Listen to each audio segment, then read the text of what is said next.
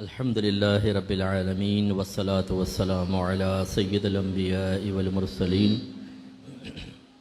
أما بعد فأعوذ بالله من الشيطان الرجيم بسم الله الرحمن الرحيم قال تبارك وتعالى في القرآن المجيد والفرقان الحميد وسارعوا إلى مغفرة من ربكم وجنة عرضها السماوات والأرض وعدت للمتقين وقال رسول الله صلى الله عليه وسلم إن الله عز وجل ينزل ليلة نصف من شعبان إلى السماء الدنيا فيغفر لأكثر من عدد شعر غنم كلب أو كما قال رسول الله صلى الله عليه وسلم۔ میں آپ سب کا اور خصوصاً اپنے میزبان کا شکر گزار ہوں کہ آپ نے چند کلمات کہنے کا موقع فراہم کیا۔ حسب معمول اور حسب سابق گزارش ہے کہ دوران بیان کسی بھی عالم دین کا بیان ہو، دوران بیان بالکل خاموشی سے اس کو سماعت فرمائیں، بلا ضرورت آپس میں کلام کرنا، موبائل پر کال اٹینڈ کرنا، پکچرز کھینچنا، ویڈیو بنانا، اسی طریقے سے آگے آنے کی کوشش کرنا، غیر ضروری پیچھے جانے کی کوشش کرنا، یہ سب خلاف سنت اور مکروہ ہو جاتا ہے۔ غالباً ہماری بہنیں بھی سماعت فرما رہی ہیں اور شاید یہ پروگرام لائیو بھی جا رہا ہے۔ خواتین سے ہمیشہ گزارش رہتی ہے کہ تھوڑی دیر کے لیے ساس بہو اور نندوں کے جھگڑوں سے باہر نکل کر ایسی متبرک مجلس میں جب شرکت کا موقع مل ہی گیا ہے تو خاموشی سے اس کو سماعت فرمائیں۔ جیسے پچھلی دفعہ بھی میں نے آپ کو عرض کیا تھا، کسی نے کہا کہ عورت صرف دو موقع پہ خاموش رہتی ہے، ایک جب وہ سو رہی ہو یا غور سے دیکھیں تو فوت ہو چکی ہوگی، ورنہ عورتوں کو خاموش کروانا بہت مشکل کام ہے۔ لیکن بہرحال ہمارے یہاں کی بہنیں، مجھے امید ہے کہ ساؤنڈ میں مزہ نہیں آ رہا، بالکل بولیں سیٹی کیوں نکل رہی ہے، تو ہماری بہنیں ذی شعور ہوں گی، مجھے میرا حسن ظن ہے، تو انشاءاللہ بہت خاموشی سے آپ بیان سماعت فرمائیں گے۔ ایک مرتبہ بلند آواز سے درود پاک پڑھ لیں، اللہم صلی علی سیدنا و مولانا محمد وعلی آل سیدنا و مولانا محمد وآلہ وبارک وسلم۔ دیکھیں مسجد میں ہاٹنس ہے، آپ بھی محسوس کر رہے ہیں، میں بھی محسوس کر رہا ہوں، لیکن آپ کو ہمت سے بیٹھنا ہے، ٹھیک ہے، اور بہت استقامت سے جرأت مندی کے ساتھ بیٹھ کر یہ باتیں سماعت فرمانی ہیں۔ آج الحمدللہ نصف شعبان ہے، نصف شعبان کی شب آپ کہہ لیں، اور میں نے ایک حدیث آپ کی خدمت میں ذکر کی، اس کا ایک حصہ آپ کو عرض کیا تھا۔ ترمذی کی روایت ہے، سیدہ عائشہ صدیقہ رضی اللہ تعالی عنہا کہتی ہیں کہ ایک رات میں نے نبی کریم صلی اللہ علیہ وسلم کو بستر سے گم پایا، تو میں آپ کو ڈھونڈتی ہوئی حجرے سے باہر نکلی تو میں نے آپ کو جنت البقیع کے پاس موجود پایا۔ تو جب میں قریب ہوئی تو رحمت کونین صلی اللہ علیہ وسلم نے ارشاد فرمایا کہ عائشہ، کیا آپ یہ گمان کرتی ہیں کہ اللہ تعالیٰ اور اس کے رسول آپ کے بارے میں خیانت کے مرتکب ہوں گے؟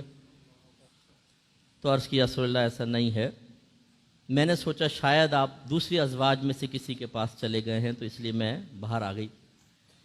پھر نبی کریم صلی اللہ علیہ وسلم نے وہ بات بیان فرمائی جو عربک میں نے آپ کی خدمت میں عرض کی کہ رحمت کونین صلی اللہ علیہ وسلم نے ارشاد فرمایا کہ ان اللہ عز وجل ینزل لیلۃ نصف من شعبان الی السماء الدنیا، کہ بے شک اللہ تعالیٰ نصف شعبان کی رات آسمان دنیا پر اپنی شان کے لائق نزول فرماتا ہے۔ کیوں؟ فَيَغْفِرُ لِأَكْثَرَ مِنْ عَدَدِ شَعْرِ غَنَمِ كَلْبٍ، پھر اللہ تعالیٰ بنی کلب ایک بہت بڑا قبیلہ تھا اور اس کی بکریاں بہت کثیر تھیں، معروف تھیں کہ بہت کثرت سے بکریاں رکھتے ہیں، تو سرکار نے ارشاد فرمایا کہ پھر اللہ تبارک و تعالی بنی کلب کی بکریوں کے بالوں کی تعداد کے برابر لوگوں کو بلکہ اس سے زیادہ جہنم کی آگ سے آزادی عطا فرما دیتا ہے، ان کی مغفرت فرما دیتا ہے۔ تو یہ وہ رات ہے جس میں اللہ تبارک و تعالیٰ کی رحمت ہمیشہ جوش پر رہتی ہے، لیکن اس کا اظہار اس رات میں کثیر لوگوں کی مغفرت کے ساتھ ظاہر ہوتا ہے۔ اسی لیے آپ سب یہاں جمع ہیں۔ اب یہ جو حدیث ہے، ایک البانی صاحب ہیں جن کو بعض لوگ بہت حدیث کے معاملے میں اوتھینٹک مانتے ہیں، ان کی رائے کو، انہوں نے ترمذی کی اس روایت کو ضعیف لکھا ہے کہ ضعیف ہے، لیکن موضوع کسی نے بھی نہیں لکھا۔ یہ میرے جو ینگسٹرز بیٹھے ہوئے ہیں، آپ تھوڑا توجہ کیجئے گا کہ جب آپ کسی فضیلت کی کوئی حدیث پیش کرتے ہیں تو آپ کو کہا جائے گا کہ یہ تو ضعیف حدیث ہے۔ اب ہمیں ضعیف کا مطلب تو پتہ نہیں ہوتا، ہم سمجھتے ہیں کہ یہ کہہ رہا ہے کہ حدیث جھوٹی ہے، بیکار ہے۔ ہم اپنے علماء کے پاس پہنچ جاتے ہیں کہ جی یہ تو حدیث ضعیف ہے، کوئی ایسی لائیے جو بڑی سخت قسم کی ہو اور بہت صحیح قسم کی وہ بیان کر۔ جب کوئی آپ سے کہے یہ حدیث ضعیف ہے، آپ اسے ایک کویسچن کریں کہ کس نے بتایا کہ یہ حدیث ضعیف ہے؟ اللہ نے بتایا یا رسول نے بتایا؟ تو وہ کہے گا نہ اللہ نے فرمایا نہ رسول نے فرمایا، تو آپ کو کیا پتا یہ ضعیف ہے؟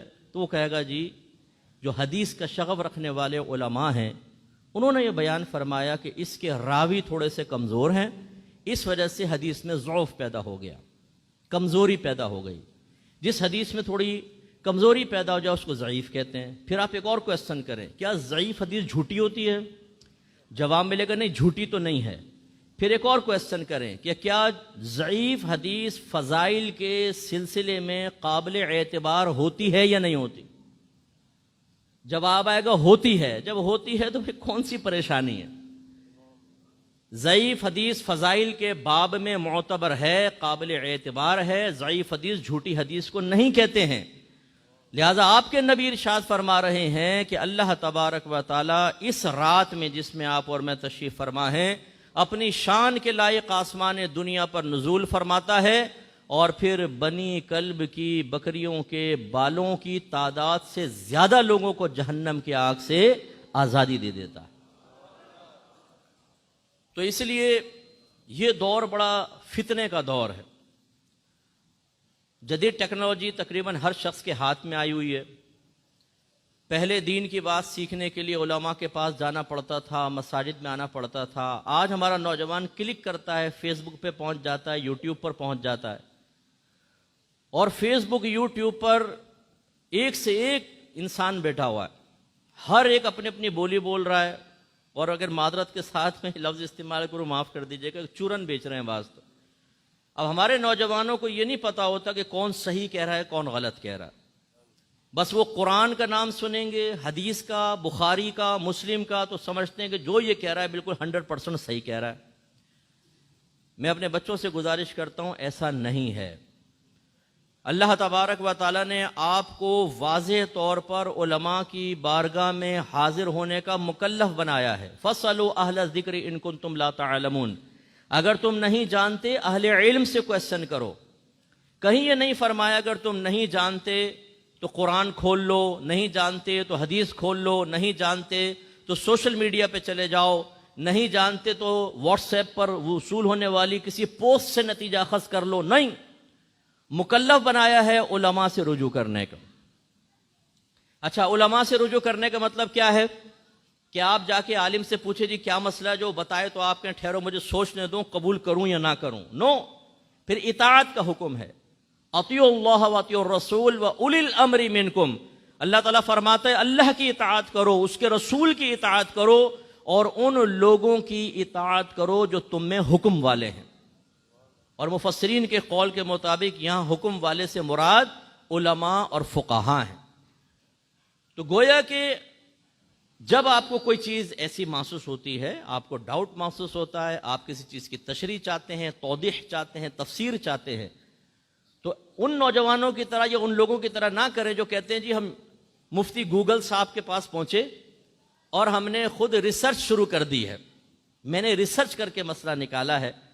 او بھائی ریسرچ تو کر لی آپ نے، لیکن آپ کی ریسرچ صحیح بھی ہے کہ نہیں ہے، آپ اس کا فیصلہ کیسے کر سکتے ہیں؟ اس لیے ہمیشہ اپنے علماء اہل سنت سے تعلق مضبوط رکھیں، یہ آپ کو انشاءاللہ نجات کا راستہ دکھائیں گے۔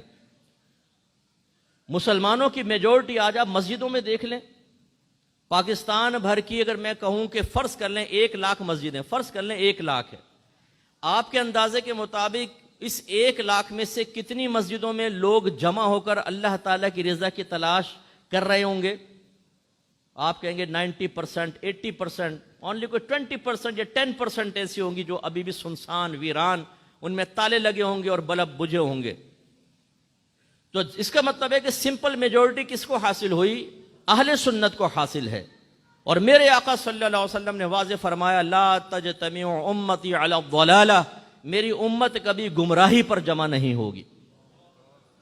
اس لیے اس قسم کے جو وساوس آپ کے ذہن میں پیدا کیے جاتے ہیں یا پیدا ہو جاتے ہیں کہ یار پتہ نہیں یہ رات میں عبادت کرنی چاہیے نہیں کرنی چاہیے، صحیح ہے یا غلط ہے، اس کو دور کر دیں۔ جب علماء آپ سے کہہ رہے ہیں کہ آپ اس رات میں عبادت کریں، میرے آقا صلی اللہ علیہ وسلم نے مغفرت کی بشارتیں دی ہیں، تو بس پھر آپ ان کے پیچھے چلیں، انشاءاللہ کامیاب ہوں گے۔ مسند امام احمد بن حنبل کی روایت ہے وما رأى المؤمنون حسنا فهو عند اللہ حسن، جو مومنین کے نزدیک اچھا ہے وہ اللہ کے نزدیک بھی اچھا ہے۔ اس کا مطلب ہے اللہ تبارک و تعالی مومنین کو اسی چیز کی توفیق عطا فرماتا ہے جو اللہ کے نزدیک اچھا ہوتا ہے۔ لیکن مومنین سے میری مراد صرف عوام نہیں ہے، اس میں علماء بھی ہوں، مفتیان کرام ہوں، باعمل مشائخ عظام ہوں، وہ مراد ہے۔ ورنہ تو معاذ اللہ آج ہمارے مسلمانوں کی اکثریت چاہے زبان سے نہیں کہتی لیکن بے نمازی پن کو نمازی پن پر فوقیت دیے ہوئے۔ تو عوام کی میجورٹی کا اعتبار نہیں ہے، میجورٹی کا اعتبار کب ہے؟ جب اس میں علماء بھی ہوں، فقہا بھی ہوں، مفتیان کرام بھی ہیں، مشائخ عظام بھی اس چیز کے اوپر ہیں اور عوام بھی ہے۔ اب یہ دیکھا جائے گا اگر یہ سب لوگ کسی چیز کو پسند کر رہے ہیں تو اس حدیث کی روشنی میں علماء نے فرمایا اس کا مطلب یہ ہے، ان کا پسند کرنے کا مطلب یہ ہے کہ اللہ تبارک و تعالی نے انہیں اس کام کی توفیق عطا فرمائی ہے۔ تو اس لیے میں اپنے نوجوانوں سے خاص گزارش کرتا ہوں کہ ایک تو علماء سے رابطہ رکھیں، اور ہر دفعہ کی طرح پھر میں آپ سے گزارش کرتا ہوں کہ خدا را علم سیکھیں۔ ہمارے اہل سنت کی میجورٹی جو ہے وہ صرف عقائد، معمولات، نظریات کو اپنے بڑوں سے لینے کے لیے تیار ہے، اس کی تحقیق کرنے اور اس کے دلائل اپنے ذہن میں محفوظ کرنے کے لیے تیار نہیں ہے۔ اسی لیے میں گراؤنڈ ریئلٹیز پر کلام کروں گا۔ اپنے دادا جان سے جا کے پوچھیں کہ دادا جان نیاز کے جائز ہونے پر دلیل دیجئے۔ ہم مزارات پر جاتے ہیں، قرآن و حدیث سے ثابت کریں جائز ہے۔ مزار پہ چادر چڑھاتے ہیں، قرآن و حدیث سے ثابت کریں جائز ہے۔ ہم اللہ تعالیٰ کے محبوب بندوں سے استمداد کرتے ہیں، طلب امداد کرتے ہیں، ثابت کریں کہ یہ صحیح ہے۔ مجھے یقین ہے آپ کے گھر کے بڑے کہیں گے بیٹا ہمیں نہیں پتا، لیکن ہم نے اپنے بڑوں کو ایسا کرتے ہوئے پایا ہے۔ تو یہ مطلب نہیں ہے کہ ہمارے بڑوں نے غلط کیا، لیکن یہ روش بھی صحیح نہیں ہے کہ جی ہمیں تو نہیں پتا، ہمارے بڑے جو کرتے آئے ہم وہ کرتے آئیں۔ اس جواب کی مماثلت ہے کفار کے ان جواب سے کہ جب انبیاء علیہم السلام ان کو تبلیغ کیا کرتے تھے تو کفار جواب میں کہتے کہ ہم آپ کی بات نہیں مانیں گے، ہم تو اس پر رہیں گے جس پر ہم نے اپنے آباء و اجداد کو پایا۔ جواب کے اعتبار سے ویسے مماثلت نہیں ہے، وہ گمراہ تھے، ہم لوگوں کے اکابرین گمراہ نہیں تھے، لیکن یہ ضرور ہے کہ آپ کو دلیل سے ہر چیز کو سیکھنا ہوگا، اور یہ کوئی مشکل نہیں ہوتا، اس کے لیے تھوڑا سا وقت نکالنا ہوتا ہے۔ یہ نہیں کہ سامنے والا قرآن و حدیث سنائے اور آپ کہیں کہ بھی میں تو نہیں مانتا، میں تو اسی پہ چلوں گا جس پر میرے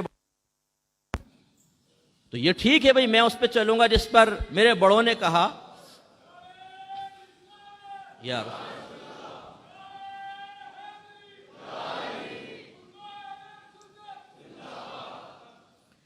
تو آپ اگر دلائل سیکھ لیں تو کتنا اچھا ہے۔ میں دیکھیں ہر جگہ نہیں جا سکتا ہوں، آپ کسی فیکٹری میں کام کرتے ہیں، آپ کسی اسکول میں ہوتے ہیں، کسی کالج میں، کسی یونیورسٹی میں ہوتے ہیں، آپ کسی شادی کو اٹینڈ کر رہے ہیں، ہر جگہ میں نہیں ہوں، ہر جگہ ہمارے علماء نہیں ہوتے۔ آپ کو اپنے دین اور مسلک کے دفاع کرنے والے کی حیثیت سے اپنے آپ کو متعارف کروانا چاہیے۔ اگر کوئی شخص غلط بات کہہ رہا ہے، آپ کو کم از کم بیسک معلومات ہونی چاہیے، آپ اس کو دلیل سے جواب دیں، اسے خاموش کروائیں، اسے لاجواب کریں۔ لیکن چونکہ ہم نے سیکھا نہیں ہوتا، جب کوئی بحث چلتی ہے نا تو ہم کہتے ہیں میں ذرا ابھی آیا یوں کر کے نکل جاتے ہیں، کیونکہ یہ مجھ سے نہ پوچھیں گے تو مجھے کچھ آتا ہی نہیں۔ یہ غلط چیز۔ تو بہرحال یہ نصف شعبان کی رات ہے، اور اس رات میں اللہ تبارک و تعالیٰ بہت سے لوگوں کی بخشش و مغفرت فرماتا ہے۔ اور آپ نے ابھی نقیب محفل بیان کر ہی رہے تھے کہ اس رات میں اگرچہ کثیر لوگوں کی بخشش و مغفرت ہوتی ہے، لیکن کچھ لوگ ایسے بھی ہوتے ہیں جو محروم رہتے ہیں، وہ بھی آپ کو اپنے ذہن میں رکھنا چاہیے۔ اب میں تھوڑا آیت کی طرف آتا ہوں۔ اللہ تبارک و تعالیٰ نے اس آیت میں جو میں نے ذکر کی تھی ایک امر فرمایا ہے، حکم دیا ہے، وَصَارِعُوا إِلَى مَغْفِرَةٍ مِّن رَبِّكُمْ۔ اللہ تعالیٰ فرماتا ہے کہ اب یقینی سی بات ہے ہم سے ہی خطاب ہے یہاں پر کہ اے مومنو، تم دوڑو اپنے رب کی مغفرت کی طرف، وَجَنَّةٍ، اور اس جنت کی طرف، عَرْضُهَا السَّمَاوَاتُ وَالْأَرْضُ، جس کی لمبائی چوڑائی آسمان اور زمین ہے۔ یعنی اتنی بڑی ہے کہ ساتوں آسمان ساتوں زمینوں کو اگر آپ یکجا کر لیں، جنت اس سے بھی بڑی ہے۔ دیکھیں یہاں فرمایا گیا عرضها السماوات والارض اعدت للمتقین، یہ جنت متقین کے لیے تیار کی گئی ہے۔ جب اللہ تبارک و تعالیٰ قرآن عظیم میں کوئی حکم ارشاد فرمائے اور اس میں کوئی دنیاوی مصلحت نہ ہو، اگر دنیاوی مصلحت کا ذکر کر دیا جائے تو وہ ایک مشورہ ہوتا ہے، حقیقتاً حکم نہیں ہوتا، وہ مشورہ ہوتا۔ جیسے میرے آقا صلی اللہ علیہ وسلم نے ارشاد فرمایا کہ جب تم کھانا کھا رہے ہو، اگر اس میں مکھی گر جائے تو اس مکھی کو ڈبو دو، پھر اس کو نکال کر پھینک دو اور اس کھانے کو کھا لو، کیونکہ مکھی کے دو پر ہیں، فرمایا ایک پر میں بیماری ہے، دوسرے میں شفا ہے۔ جب وہ گرتی ہے تو بیماری والا پر پہلے ڈالتی ہے، تو تم اس کو ڈبو دو تاکہ شفا والا پر بھی جائے اور اس کے اثرات ختم ہو جائے، اور پھر نکال کر پھینک دو۔ اب یہاں امر ہے، ڈبو دو، یہ حکم دیا جا رہا ہے، نکال کر پھینک دو، پھر کھا لو۔ لیکن یہ چونکہ ایک طبی مسئلہ ہے کہ جی اس میں طبی فوائد بیان ہوئے ہیں، تو اس حکم کو ماننا کوئی فرض یا واجب نہیں ہوگا۔ یہ علماء فیصلہ کرتے ہیں کہ بظاہر امر لکھا ہوتا ہے، یعنی حکم لکھا ہوتا ہے، لیکن حکم بھی قرآن اور حدیث میں 25 معانی میں آیا ہے، 25، جن میں سے ایک ہے کہ وہ فرض یا واجب ثابت ہوگا، باقی دوسرے معنی کے لیے بھی آتا ہے۔ تو یہاں مستحب ہے، اگر گرتی ہے مکھی اور آپ نے اس کو ڈبویا نہیں، ویسے نکال کے پھینک دیا تو آپ گناہگار نہیں کہلائیں گے، قول رسول کی مخالفت کرنے والے نہیں کہلائیں گے۔ لیکن جب اس میں کوئی طبی فائدہ نہ ہو، دنیاوی فائدہ نہ ہو، اور اللہ تعالیٰ حکم ارشاد فرمایا، تو یاد رکھیں اس سے فرض یا کم از کم واجب ثابت ہوتا ہے، لازم اس پہ عمل کرنا ہوگا، نہیں کریں گے تو گناہگار ہوں گے۔ اب یہاں بھی اللہ فرماتا ہے وَصَارِعُوا، تم کوشش کرو، امر کا صیغہ ہے، دوڑو، کوشش کرو، إِلَى مَغْفِرَةٍ مِّن رَبِّكُمْ، اپنے رب کی مغفرت کی طرف۔ پہلا کام آپ سب کو مکلف بنایا جا رہا ہے، مجھ سمیت، کہ اپنے رب کی طرف سے دی گئی مغفرت کو تلاش کرو۔ دوسرا فرمایا وَجَنَّةٍ، اور جنت کی طرف دوڑو، جس کی لمبائی چوڑائی آسمان اور زمین ہے، اور وہ متقین کے لیے تیار کی گئی ہے۔ اس کا مطلب یہ ہوا جتنے میرے یہاں عاقل بالغ مسلمان مرد و عورت تشریف فرما ہیں، ہم سب پر واجب ہے کہ ہم اللہ تعالیٰ کی مغفرت کو تلاش کریں اور جنت کے حصول کے لیے کوشش کریں۔ نہیں کریں گے، سنجیدگی اختیار نہیں کریں گے، کوشش نہیں کریں گے، تو یاد رکھیں حکم عدولی ہوگی۔ میرے آقا صلی اللہ علیہ وسلم تشریف لائے، ہر نبی کا یہ کام ہوتا ہے کہ وہ اللہ کے احکام کو بیان کرتا ہے، پھر اس کے لیے خود اپنے آپ کو پیش کرتا ہے اور اس کی ترغیب دیتا ہے اور اپنے متبعین کو اس کا عادی بناتا ہے۔ سرکار نے چاروں کام کیے۔ نمبر 1، اللہ دیکھے قرآن میں فرماتا ہے یتلو علیہم آیاتہ ویزکیہم ویعلمہم الکتاب والحکمہ، یہ رسول ان کے سامنے قرآن کی تلاوت فرماتے ہیں، ان کا تزکیہ نفس فرماتے ہیں اور انہیں کتاب اور حکمت سکھاتے ہیں۔ تو میرے آقا صلی اللہ علیہ وسلم نے صحابہ کے سامنے احکام بیان کیے، تو یہ حکم بھی بیان کیا۔ دوسری چاہیے کہ ان کو عادی بنایا کہ وہ مغفرت کی طرف بڑھے، وہ جنت کی طرف بڑھیں۔ تیسرا، خود رول ماڈل بن کر دکھایا۔ سرکار نے ہر اس کام کو اختیار کیا جو اللہ کی مغفرت کو متوجہ کرنے والا ہے، جو جنت کی طرف بڑھانے والا ہے، اور پھر صحابہ کرام علیہم رضوان کو اس کا عادی بنا کر انہیں آگے منتقل کرنے کا حکم دیا۔ ہم سب ماشاءاللہ نبی کریم صلی اللہ علیہ وسلم سے محبت کرنے والے ہیں۔ ہم کہتے ہیں کہ جی ہم ہیں اہل محبت، ہم ہیں عاشق، ہم ہیں سرکار کے نام پہ جانیں قربان کرنے والے۔ غلامی رسول میں موت بھی قبول ہے، جو ہونا عشق مصطفیٰ تو زندگی فضول ہے۔ تو یہ نعرے ہمیشہ لگنے چاہیے، اچھے نعرے ہیں، لیکن اپنا احتساب کریں۔ میرے آقا صلی اللہ علیہ وسلم نے اس آیت پر خود عمل کر کے دکھایا۔ محبت کرنے والے کو چاہیے جس پر محبوب عمل کر رہا ہے اس پر خود بھی عمل کریں۔ اور جب میرے آقا صلی اللہ علیہ وسلم نے صحابہ کرام کو مغفرت اور جنت کی طرف بڑھنے کے لیے حکم ارشاد فرمایا تو صحابہ کرام نے کیا طرز عمل اختیار کیا؟ آپ کو مجھے بس یہی سمجھنا ہوگا کہ جو صحابہ نے کیا وہ ہم کریں گے، اور کس طریقے سے انہوں نے مغفرت اور جنت کے پروانے حاصل کیے، اسٹیپ وائز ہمیں بھی ان چیزوں کی طرف بڑھنا چاہیے۔ نمبر 1، اب میں آپ کو ترتیب سے عرض کرتا ہوں کہ سب سے پہلا کام اللہ کے نبی نے علم اور معرفت عطا فرمائی۔ عرب قوم کچھ نہیں جانتی تھی، وہ علم سے بڑی دور قوم تھی۔ اللہ تبارک و تعالیٰ نے اپنے حبیب کو ایک بہت بڑی آزمائش میں مبتلا فرمایا، ایک ایسی قوم میں مبعوث فرمایا کہ جو علم سے بہت دور تھے اور علم کو بیکار سمجھا کرتے تھے۔ ان کے نزدیک سب سے قیمتی چیز کیا تھی؟ تلوار۔ سب سے اہم چیز کیا تھی؟ تلوار۔ سب سے امپورٹنٹ چیز کیا تھی؟ زور۔ وہ کہتے تھے طاقت ہے تو تم سب پر غالب آؤ گے۔ اسی لیے قرش سے قریش بنا ہے۔ قرش ایک سمندری جانور تھا جو سب پر غالب آتا تھا، اس کو قرش کہا کرتے تھے۔ وہ غالباً اس زمانے میں ویل یا شارک کوئی کہتے ہوں گے، واللہ عالم بالصواب۔ اسی سے اس میں تصغیر بنایا ہے قریش۔ نبی کریم صلی اللہ علیہ وسلم کی جو قوم ہے، آپ کا قبیلہ ہے قریش۔ جیسے وہ قرش تمام جانوروں پہ غالب آتا تھا، ایسے ہی قریش تمام قوموں پہ غالب آتے تھے اپنی طاقت سے، اپنے غلبے سے۔ ایک ایسی قوم جو علم سے دور تھی، میرے آقا صلی اللہ علیہ وسلم نے سب سے پہلے ان کو سکھایا علم سیکھو۔ سب سے پہلے علم۔ علم کس سے سیکھو؟ قرآن سے، نبی کریم کے کلام سے سیکھو۔ قرآن اور حدیث، دو چیزیں سرکار نے خاص طور پر بیان فرمائی۔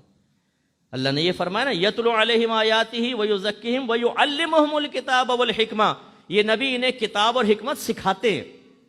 صحابہ کرام نے آمنا صدقنا کیا، یا رسول اللہ ہم ایمان لائے، ہم نے آپ کی تصدیق کی، جو آپ فرمائیں گے ہم کریں گے۔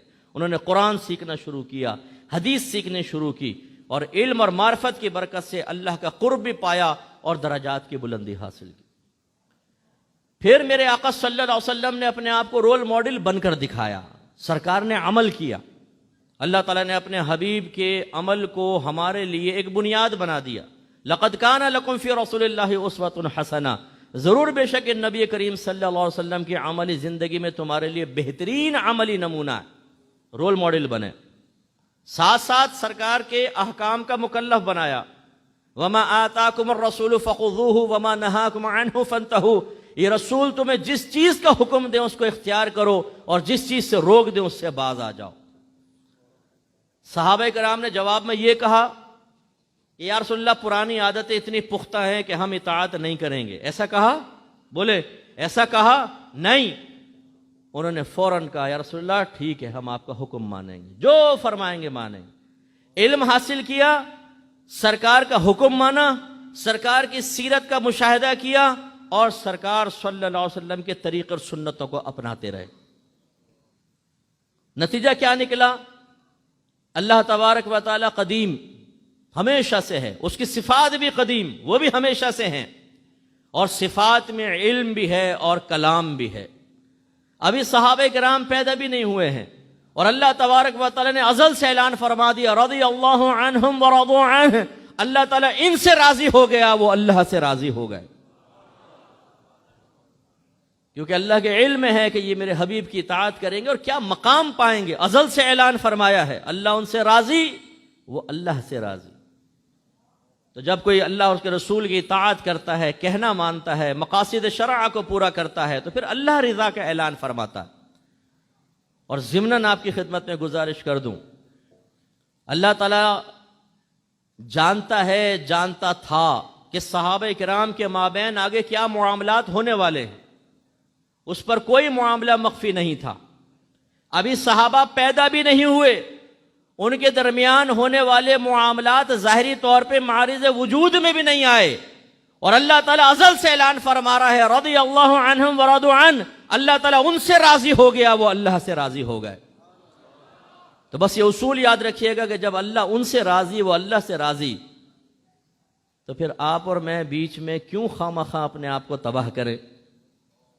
صحابہ کرام علیہم رضوان کے مابین جو معاملات ہوئے انہیں اللہ کے سپرد کر دیں، اللہ جانے، اس کا رسول جانے، میدان محشر میں اللہ تعالیٰ ان کے بارے میں جو فیصلہ کرے گا، یہ اعلان اس فیصلے کو ظاہر کر رہا ہے، رضی اللہ عنہم ورضوا عنہ، اللہ تعالیٰ ان سے راضی، وہ اللہ سے راضی، تو میدان محشر میں اللہ ان سے راضی ہو کر انہیں جنت میں داخل کر دے گا۔ تو بتائیے، جو ان کے معاملات کو دیکھ کر معاذ اللہ کسی ایک پر تنقید یا دوسرے سے عقیدت ختم کرے گا، اس کا کیا ہوگا؟ اگر اللہ تعالیٰ نے میدان معاشر میں کھڑے کر کے یہ فرما دیا تم نے فلاں صحابی یا فلاں اہل بیت کی شان میں کیسے گستاخی کی، جبکہ اعلان ہم نے کر دیا تھا کہ ہم تو ان سے راضی ہیں، یہ ہم سے راضی ہیں، جب ہم نے رضا کا اعلان کر دیا تو عشق الہی کا تقاضا یہ ہے کہ جس سے میرا رب راضی میں بھی اس سے راضی، اور جس سے میرا رب ناراض میں بھی اس سے ناراض، تو میرا رب تمام صحابہ سے راضی ہے۔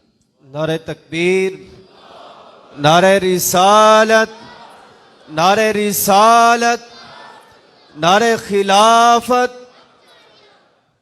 تو اب توجہ طلب بات یہ ہے، میں خصوصاً اپنے ینگسٹر سے گزارش کرتا ہوں کہ دیکھیں بہت سارے معاملات ایسے ہوتے ہیں کہ اس میں اکابرین، آپ کے ہم عصر اکابرین کسی چیز میں اختلاف رائے رکھتے ہیں، وہ دلیل بھی سمجھتے ہیں، برہان بھی سمجھتے ہیں، اختلاف کی نوعیت بھی وہ اچھی طرح جانتے ہیں۔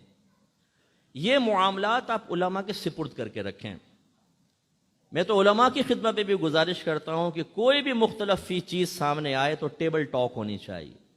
یہ طریقہ کار نہیں ہوتا کہ ہم ممبروں پر یا اسٹیجز کے اوپر ان باتوں کو بیان کر کے ان عوام کے سامنے جو نہ دلیل کا مطلب جانتی ہے، نہ برہان جانتی ہے، نہ ان کو تاریخ پر صحیح اطلاع ہے، نہ وہ معاملات کو صحیح سمجھتے ہیں، نہ ان کو شرعی حیثیتیں کسی چیز کی معلوم ہیں، وہ پریشانی کے عالم میں آ جاتے ہیں۔ ہر ایک کوئی نہ کوئی کسی نہ کسی کو مرکز عقیدت بنائے ہوتا ہے، ایک کی محبت میں دوسرے عالم کو ذلیل کرنا، اس کو بے عزت کرنا، یا معاذ اللہ صحابہ کرام کی شان میں یا اہل بیت کی شان میں کوئی گستاخی کر دینا، یاد رکھیں میدان محشر میں یہ بخشی جانے والی چیز نہیں ہے۔ اگر ہم یہ کہیں جی میں نے تو فلاں کو فالو کر لیا تھا، ان کی باتوں سے میں نے یہ نتیجہ نکالا تھا، اس وجہ سے میں نے فلاں صحابی یا کسی اہل بیت کی شان میں گستاخی کی، یہ عذر نہیں سنا جائے گا۔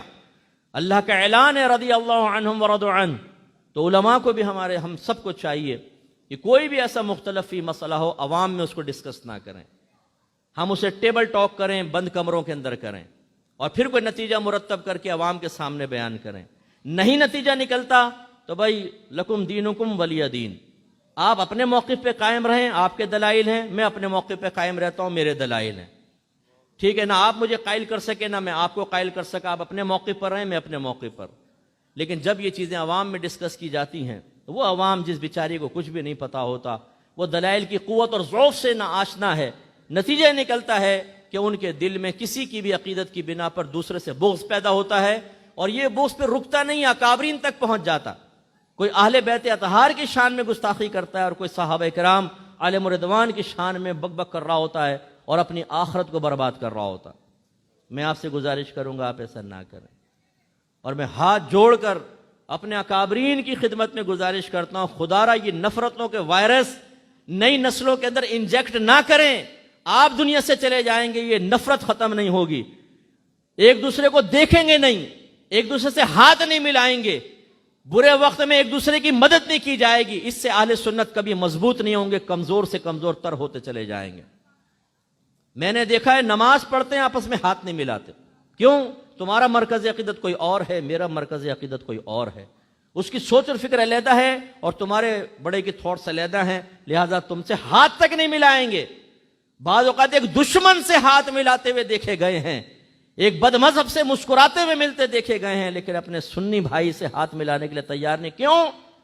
جی وہ فلاں میں نے بیان سنا تھا، ان کی دلیل میرے ذہن میں فٹ ہو گئی ہے، لہذا چونکہ آپ اس کے مخالف ہیں لہذا آپ سے ہاتھ ملانا گناہ کبیرہ ہے۔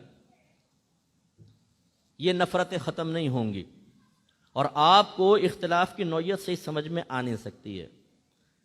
اگر کوئی، میں عوام کی بات کر رہا ہوں، خواص کی بات نہیں کر رہا ہوں۔ اگر آپ کہتے ہیں، فرض کر لیں، میں ہمیشہ کہتا ہوں میں گراؤنڈ ریئلٹیز پہ کلام کرتا ہوں، میں بہت ہی طالب علم آدمی ہوں، اپنے بڑوں کی قدموں کی خاک ہوں، کوئی تکبر غرور نہیں ہے، نہ آپ کو حقیر سمجھ رہا ہوں، لیکن اگر آپ یہ کہتے ہیں کہ مفتی صاحب ہم اختلاف کی نوعیت سمجھتے ہیں، تو جب بیان ختم ہو جائے نا میرے پاس آ جائیے گا، میں 4-5 کویسچن کر کے دیکھوں گا آپ سے، کسی بھی مسئلے میں جس میں آپ کہتے ہیں کہ اس مسئلے کے جو اندر اختلاف ہے میں اس کی نوعیت سمجھتا ہوں، میں آپ سے کویسچن کر کے دیکھوں گا اور پھر میں دیکھتا ہوں کہ آپ کی علمی حیثیت کیا ہے۔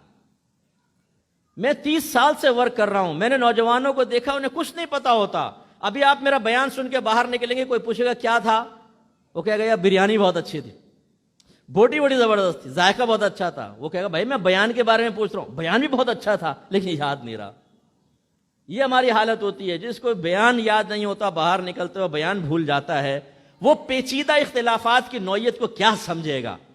پھر ہم کہتے ہیں جو میرا مرکز عقیدت ہے وہ شاید معصوم عن الخطا ہے، اس سے تو خطا ہو نہیں سکتی اور دوسرے والے سے کوئی صحیح بات نکل نہیں سکتی ہے۔ یہ ہم نے ایک خود اپنا ذہن بنا لیا ہے، یہ کسی بڑے نے تو ہمیں نہیں سکھایا کہ بھئی تم ایسا کرو مجھے معصوم سمجھ لو باقی ساروں کو گناہ گار۔ ہم خود نتیجہ قائم کرتے ہیں کہ میرا مرکز عقیدت کبھی غلطی نہیں کر سکتا۔ حالانکہ اچھی طرح یاد رکھیے گا، خطا ہو سکتی ہے، کبھی سوچ میں فکر میں ہو جاتی ہے، ہو سکتی ہے، ہم انسان ہیں، مجھ سے بھی ہو سکتی ہے۔ ہم جب اصول فقہ کی کتابیں پڑھتے ہیں نا تو اس میں اصول شاشی میں مسئلہ لکھا ہوا ہے کہ امام شافعی رحمۃ اللہ علیہ کا یہ قول ہے، اس کے مخالف امام اعظم کا یہ قول ہے، تو وہ لکھتے ہیں کہ یہ ہو سکتا ہے کہ اس مسئلے میں امام اعظم مصیب ہوں اور امام شافعی سے اجتہادی خطا ہو گئی ہو، اور یہ بھی پاسبل ہے کہ امام اعظم سے اجتہادی خطا ہوئی ہو، امام شافعی مصیب ہوں، یہ پاسبل ہے۔ کتنے مسائل میں ہمارے امام اعظم ابو حنیفہ رضی اللہ تعالی عنہ نے رجوع فرما کر اپنے شاگردوں کے قول کو اختیار کیا ہے، صاحبین کے قول، رجوع فرمانا ثابت۔ یہ ہوتا ہے، علمی معاملات ہے نا، کبھی توجہ کسی طرف رہی نہیں رہی، تو یہ میں آپ کو اس لیے سمجھا رہا ہوں صرف آپ کی آخرت کی بہتری کے لیے، کیونکہ میں کسی گروپ کا آدمی نہیں ہوں، میں سب گروپ کا آدمی ہوں، ہر ایک میرے سر کا تاج ہے۔ اگر سنی ہے، اہل سنت سے تعلق رکھتا ہے، کوئی بھی تنظیم ہو کوئی بھی ہو، وہ ہمارے سر کا تاج، ہمیں اس سے محبت، ہمیں اس سے پیار ہے، اور میں جلتا ہوں کڑتا ہوں۔ ہم نہیں چاہتے کہ ہمارے اکابرین آپس میں لڑیں پھر وہ چلے جائیں اور متبعین آپس میں لڑ کر ان کی لڑائی کی یاد کو تازہ کرتے رہیں کہ بھئی یہ وہ تاریخ ہے جس میں سب سے پہلا پھڈا ہوا تھا، یہ وہ تاریخ ہے جس میں سر پھٹول ہوئی تھی، اور یہ وہ تاریخ ہے جس میں ہم نے دوسرے کو شکست فاش دی تھی۔ یہ چیزیں صحیح نہیں۔ اس لیے میں گزارش کرتا ہوں، یہ ہو سکتا ہے کہ آپ جس سے عقیدت قائم رکھیں، ہو سکتا ہے کہ وہ کسی اجتہادی خطا میں مبتلا ہو، سامنے والا صحیح کہہ رہا ہو، لیکن آپ عقیدت میں کہیں گے یہ صحیح ہے اور وہ غلط ہے، تو آپ غلط کو صحیح کہہ رہے ہیں اور صحیح کو غلط کہہ رہے ہیں، آپ کی آفت کا نقصان۔ اس لیے میں نے کہا کہ آپ عوام الناس جو ہیں، اگر کوئی بزرگان دین میں اختلاف دیکھتے بھی ہیں تو آپ کہیں بھئی یہ علماء کا کام ہے، علماء جانے، ہم اپنے علماء اہل سنت سے عقیدت رکھیں گے، ہم ان جھگڑوں میں نہیں جاتے۔ تو خلاصہ کلام یہ کہ بہرحال ایک ضمنی بات آئی تو میں نے عرض کر دی۔ اب نبی کریم اور صحابہ کرام سے عقیدت رکھنے والے جتنے بھی یہاں مسلمان بھائی بہن بیٹھے ہیں، ہمیں اپنے بارے میں غور کرنا چاہیے۔ نبی کریم نے قرآن و حدیث بیان کیا، صحابہ نے سنا، سرکار نے رول ماڈل بن کر دکھایا، صحابہ کرام نے سرکار کے عمل کو اختیار کیا، سرکار نے ان کا تزکیہ نفس فرمایا، ان کے عقائد کی اصلاح فرمائی، اعمال کی اصلاح فرمائی، انہوں نے اس کو قبول کیا، اپنے آپ کو صاف ستھرا کر لیا۔ میرے آقا صلی اللہ علیہ وسلم نے حکم فرمایا اس کو آگے پہنچاؤ، انہوں نے آگے پہنچایا۔ لیبلغ الشاہد الغائب، سرکار نے آخری خطبہ جب دیا نا، فرمایا چاہیے کہ جو حاضر ہے وہ غائب تک میری بات کو پہنچائے، اور صحابہ کرام نے کیا۔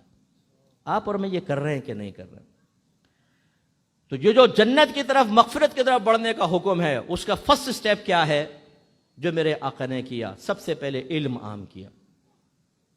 جتنے میرے ایسے کوئی بھائی بیٹھے ہیں جو خطیب ہیں یہاں پر، فرض کر لیں کوئی ایسے افراد بیٹھے ہیں جو تبلیغ دین کا فریضہ سر انجام دے رہے ہیں، تو ہمیں سب سے پہلا کام یہ کرنا چاہیے کہ ہمیں لوگوں میں اس علم کو عام کرنا چاہیے جو لوگوں کی سب سے بڑی ضرورت ہے۔ ضروری علوم تین طرح کے ہیں، ایک علم العقائد، عقیدہ بما دلیل، اور اس میں عقائد اسلام پہلے بیان کر رہا ہوں کہ جیسے اللہ تعالیٰ کی ذات، صفات، آسمانی کتابیں، نبی، رسول، نبوت، رسالت، جنت، دوزخ، جن، فرشتے، تقدیر، آخرت۔ اسی طرح پھر نبی کریم صلی اللہ علیہ وسلم سے متعلقہ خصوصی مسائل، آپ کا سب سے افضل ہونا، آپ کا علم غیب کا حامل ہونا، آپ کا حاضر ناظر وغیرہ ہونا، یہ تمام چیزوں کا۔ پھر دوسرا علم جو ہے وہ جو لازم ہے، ضروری ہے، وہ ہیں احکام شرعیہ عملیہ، عبادات کا علم، نماز، روزہ، حج، زکوٰۃ، قربانی، صدقہ فطر۔ نماز میں پھر طہارت اس کی شرط ہے، تو طہارت کے اندر پھر وضو ہے، غسل ہے، حیض ہے، نفاس ہے، نجاستوں کی پہچان، کپڑے پاک کرنا، مختلف چیزیں پاک کرنا۔ اگر شرع عذر ہے تو شرع معذور کے احکام ہمیں پتہ ہونے چاہیے۔ اسی طرح پھر معاملات، آپ تجارت کرتے ہیں، آپ نے پیسہ انویسٹ کیا ہے، آپ کوئی چیز کرائے پر لیتے دیتے ہیں۔ اسی طرح بہت سارے یہاں شوہر حضرات بیٹھے ہیں، کچھ ہماری بہنیں ہیں جو ماشاءاللہ شادی شدہ ہیں، تو میاں بیوی کے درمیان جو معاملات ہوتے ہیں اس کا علم حاصل کرنا، یہ سارا جو ہے یہ عبادات اور معاملات کے اندر آتا ہے۔ تیسرا ہے گناہوں کی معرفت، تو ان چیزوں پر بیان ہونا چاہیے۔ آپ کبھی ہمارے ساتھ جمعہ پڑھیے گا، کبھی کراچی آئیں، میں نہیں کہتا ہوں کہ خدا نخواستہ، یہ نہیں کہہ رہا ہوں کہ کہیں نہیں ہو رہا، میں تو ایک بات عرض کر رہا ہوں، میرے خیال میں مجھے تقریباً 20 سال ہو گئے اس مسجد میں بیان کرتے ہوئے، ہر بیان ہمارا انہی چیزوں پر مشتمل ہوتا ہے تاکہ لوگ سیکھیں۔ ہمارے ہاں ٹو دا پوائنٹ بیان نہیں ہو رہے، ہر جگہ کی بات نہیں کر رہا ہوں اور ہر جگہ کی بات نہیں کر رہا ہوں، سمجھ نہیں؟ یعنی مطلب یہ کہ ہر جگہ ایسا ہو رہا ہے یہ بھی ضروری نہیں، ہر جگہ نہیں ہو رہا یہ بھی ضروری نہیں، لیکن ہمارے ہاں بعض اوقات ان چیزوں پر بیان نہیں ہوتا کہ جو ضروری ہیں، ان امور سے تعلق رکھنے والے ہیں۔ اس لیے ایک دفعہ میں UK گیا، میرے وہاں پر وراثت کے مسائل کو ذکر کیے، تو ایک شخص آئے، ان کی سفید داڑھی تھی، کہنے لگے مفتی صاحب 63 سال ہو گئے، میری عمر 63 سال کی، آج پہلی مرتبہ میں نے یہ جمعے کے اندر بیان سنا ہے وراثت کے بارے میں۔ تو ہمارے ہاں یہ چیزیں بیان نہیں ہوتی۔ اسی طریقے سے آپ میں بہت سارے ہوں گے جنہوں نے کبھی کسی عالم سے نماز نہیں سیکھی ہوگی، نماز کی شرائط نہیں پتہ، نماز کے فرائض نہیں پتہ، آپ کو نہیں پتا کہ کون سی شرائط لگیں تو آپ کا کاروبار حرام ہو جاتا ہے، روزی حرام ہو جاتی ہے، کن کا خیال کریں تو طیب اور حلال ہے، بہت ہی کم لوگ جانتے ہیں۔ یہ ڈسکس ہونی چاہیے ہمارے یہاں۔ انٹرنیٹ پہ آپ ٹریڈنگ کر رہے ہیں، بٹ کوائن وغیرہ آپ خرید رہے ہیں، پیسے انویسٹ کر رہے ہیں اس کے اندر، یہ جائز ہے ناجائز ہے، اس کے شرعی احکام سیکھیں۔ بہنیں بیوٹی پارلرز کھول رہی ہیں گھر کے اندر، کیا اس میں کرنا جائز ہے کیا ناجائز ہے، یہ ڈسکس ہونا چاہیے ہمارے یہاں پر۔ بیوٹی پارلر کی آمدنی طیب ہے، حلال ہے 100% یا نہیں ہے، یہ بہنوں کو پتہ ہونا چاہیے۔ آپ پیسہ انویسٹ کرتے ہیں، اس میں اپنا پروفٹ میں مارجن رکھتے ہیں، وہ جو آپ نے طے کیا ہے وہ شرعی لحاظ سے صحیح ہے کہ نہیں ہے۔ ایک بہن نے کہا مفتی صاحب میرے بہنوں نے مجھے کہا کہ آپ 2 لاکھ روپے مجھے دیں، انویسٹ کریں، میں ہر مہینے آپ کو 2000 روپے دیتا رہوں گا۔ 1 سال ہو گیا انویسٹ کیے ہوئے، میں نے سوچا چلے مفتی صاحب سے پوچھ لوں یہ صحیح بھی ہے کہ نہیں ہے۔ میں نے کہا بہن آپ نے بڑا کرم نوازی فرمائی، اس فقیر کو اتنا بڑا کرم کیا، 1 سال بعد یاد کر لیا آپ نے، بڑی مہربانی ہے، لیکن جو آپ لے رہی تھیں یہ بالکل ناجائز ہے۔ کہنے لگے وہ کیسے؟ میں نے کہا یہ جو فکس اماؤنٹ، فکس پروفٹ طے کرنا کسی بھی کاروبار میں یہ جائز نہیں ہوتا، یہ آپ غلط کر رہے ہیں، اس میں معنوی لحاظ سے سود شامل ہو جاتا۔ تو پھر انہوں نے توبہ کی، اس کو ختم کیا۔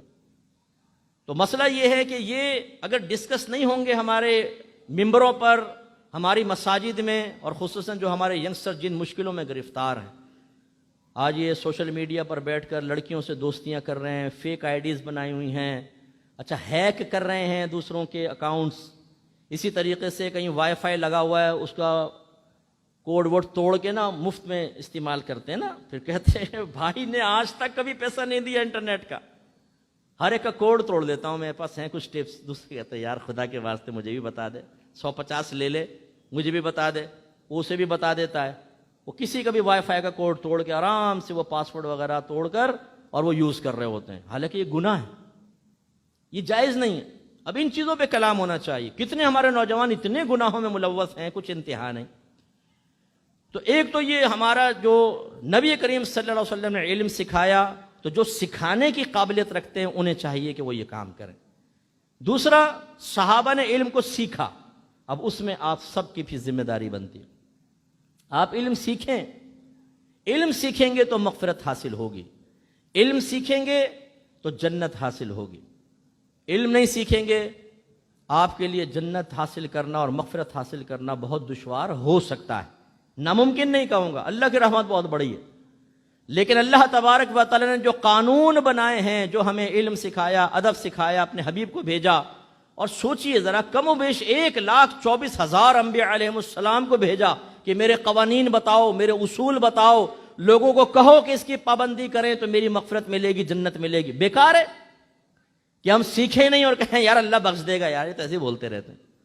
اللہ تعالیٰ یہ اہتمام فرمائے کہ کم و بیش 1,24,000 انبیاء علیہ السلام کو بھیجے، اور ہر نبی اپنے قریبی ساتھیوں کی ڈیوٹی لگائے کہ یہ پیغام دوسروں تک پہنچاؤ، اور ہم بڑے آرام سے کہے کہ یار بس اللہ تعالیٰ بخش دے گا. نو، علم سیکھنا ہوگا لازم. اور میں اکثر سمجھاتا ہوں، نہیں سیکھیں گے، حکم عدولی تو ہے ہی ہے، آپ کبھی گناہوں سے نہیں بچ سکتے. ہمارے بعض بھائی کہتے ہیں مفتی صاحب پتہ نہیں کس نے جادو کروا دیا ہے، گھر میں برکت ہی نہیں ہے، پیسہ آتا ہے ختم. کبھی میرا اور بیوی کا جھگڑا ہو رہا ہوتا ہے، بچے نافرمان ہیں، آپس میں لڑ رہے ہیں، ایک عجیب بے سکونی، بے چینی ہے گھر کے اندر، سکون نہیں ہے. ذرا چیک کر کے بتائیے گا کس نے کیا کروا دیا ہے. بہنیں کہتی ہیں کیا کروا دیا ہے. اب اگر کوئی یہ کہہ دے نا کہ تم پر تو بڑا کالا جادو کروایا ہوا ہے، تو یہ ان کی من کی مراد پوری ہو گئی. اور میں بہت بڑا عالم بھی ہوں اور عامل بھی ہوں 7ویں آسمان پر. مفتی صاحب نے بتا دیا کالا جادو، اور اگر میں کہوں نہیں کچھ بھی نہیں ہے تو انہیں شک پیدا ہوگا میری علمیت اور قابلیت پر، میرے سکلز جو ہیں وہ مشکوک ہو جائیں گے. مفتی صاحب دوبارہ چیک کیجئے گا. اب ہم جیسے آدمی کہتے ہیں کہ بہن آپ کے گھر پہ کوئی جادو ٹونا نہیں ہے. ہاں، ایک جادو ہے اور وہ کروانے والے آپ سب ہیں. وہ کیسے؟ آپ نماز پڑھتے ہیں؟ نہیں. روزہ رکھتے ہیں؟ کچھ آگے پیچھے ہو جاتا ہے. قرآن پاک روزانہ گھر میں کھلتا ہے، تلاوت کرتے ہیں؟ نہیں. گھر میں گالی گلوچ چلتی ہے؟ وہ تو ایسے چلتی ہے کہ جیسے بس سانس لے رہا ہو آدمی اندر باہر. بچوں کو علم دین سکھایا؟ آپ نے علم سیکھا؟ نہیں. جب یہ سارے جادو جمع ہیں، گھر میں برکت کیسے پیدا ہوگی؟ آپ جو روزی کما رہے ہیں اس کے احکام سیکھے کہ وہ حلال ہے کہ حرام ہے. حرام رزق جب گھر میں پہنچے گا، اولاد کے پیٹ میں حرام پہنچے گا، اولاد فرما بردار نہیں بنے گی، بدتمیز قسم کی بنے گی، باپ کی آنکھوں میں آنکھیں ڈال کر گفتگو کرنے والی بنے گی، ماں بوڑھی ماں کو اس کی کمزوریوں کا احساس دلانے والی بنے گی، بیوی کو پیٹھ پیچھے کھڑی کر کے اور ماں کے سینے پہ چڑھ کر گفتگو کرنے والی بنے گی. یہ اس رزق کی برکتیں ہوتی ہیں جو ہم نے مشکوک ان اولاد کے پیٹ میں اتارا ہوتا ہے. جادوگر تو ہم ہیں بہت بڑے. میرے آقا صلی اللہ علیہ وسلم نے ارشاد فرمایا کہ جب شوہر بیوی کو اپنے پاس بلائے اور وہ انکار کر دے تو اللہ تعالیٰ کے فرشتے تمام رات اس عورت پر لعنت کرتے رہتے ہیں. صحیح حدیثوں کا الفاظ آپ کو بتا رہا ہوں، بخاری کی روایت. اب آپ مجھے بتائیں، ہمارے یہاں گھر میں چھوٹے چھوٹے لڑائی جھگڑے ہوتے ہیں، بیوی منہ پھیر کے وہاں لیٹ جاتی ہے، شوہر راضی کر رہا ہے وہ راضی نہیں ہو رہے، فرشتوں کی طرف سے لعنت برسنا شروع ہو گئی. گھر میں تصویریں ہم لگاتے ہیں. نبی کریم ارشاد فرماتے ہیں جس گھر میں کتا یا تصویر ہو یا حالت جنابت میں کوئی ہو، اس گھر میں اللہ کی رحمت کے فرشتے نہیں آتے. ہمارے اکثر نوجوانوں سے پوچھ لیں، یہ جنبی ہوتے ہیں، انہیں نہ غسل کے واجب ہونے کا اصول پتہ ہے، نہ غسل اتارنا آتا ہے. ہر ایک کی بات نہیں کر رہا ہوں، لیکن بہت سارے ایسے ہوتے ہیں پتہ ہی نہیں ہے غسل کیسے کیا جاتا ہے کیسے نہیں. پتہ ہے کہ احتلام ہو گیا پھر بھی 3 دن میں جا کر نہاتے ہیں، کیونکہ نماز تو پڑھنی نہیں ہے معاذ اللہ. اب یہ شخص جب تک گھر میں رہے گا اللہ کی رحمت کے فرشتے نہیں آئیں گے. ایسے نوجوانوں سے ہاتھ جوڑ کے گزارش ہے کہ جب کوئی مر جائے نا اس کے پاس کم از کم آپ نہ جائیں، کیونکہ آپ کی برکت سے رحمت کے فرشتے نہیں آئیں گے اور مردہ آپ کو کوس رہا ہوگا، کمبخت اس کو تو باہر نکالو، یہ جنبی کہاں سے آ گیا، فرشتے باہر کھڑے ہوئے ہیں. ایسے دادا جان کی تصویر بڑی کر کے لگائی ہوئی ہے، ابا جان پوز کر کے کھڑے ہوئے ہیں، یہ ہمارے ابا فوج میں تھے نا، یہ ان کی تصویر ہے. وہ یہ امی اور ابا کی شادی کی یہ سالگرہ کی. بھائی یہ فوٹوؤں سے جو تعظیماً لگائے جاتے ہیں گھر میں نحوست ہوتی ہے، بے برکتی پیدا ہوتی. اور ہو سکتا ہے آپ میں سے کچھ نے کتے بھی پالے ہوں، کیونکہ آج کل انسان کو ہم کم پال رہے ہیں، کتوں کو پال رہے ہیں۔ وہ جو بڑے بڑے انگلش کتے پالے ہوئے ہیں وہ 4 فیملیز کا کھانا کھا جاتے ہیں ایک مہینے میں، وہ پالے ہوئے ہیں جو کتے۔ گھر میں برکت کیسے پیدا ہوگی؟ میرے آقا صلی اللہ علیہ وسلم نے ارشاد فرمایا جس گھر میں سورہ بقرہ پڑھی جائے اس گھر سے شیاطین چلے جاتے ہیں، لیکن ہمارے گھر میں تلاوت ہی نہیں ہوتی۔ اگر کسی نے آپ پر جنات کو مسلط کیا ہو نا، جیسے عاملین بعض اوقات کر دیتے ہیں، سورہ بقرہ پڑھیں سب شیطان بھاگیں گے، جنات غائب، لیکن ہم خود راستہ دیتے ہیں۔ اگر آپ حالت جنابت میں رہیں گے آپ کے اوپر کالا جادو جلدی اثر کرے گا، ناپاک آدمی پر بہت جلدی اثرات مرتب ہوتے ہیں، اور گندے جنات آپ کا ساتھ بہت آرام سے پالیں گے۔ یہ ساری چیزیں ہمیں نظر نہیں آتی، لڑائی جھگڑا چی چی چی چی چی چی چل رہی ہے۔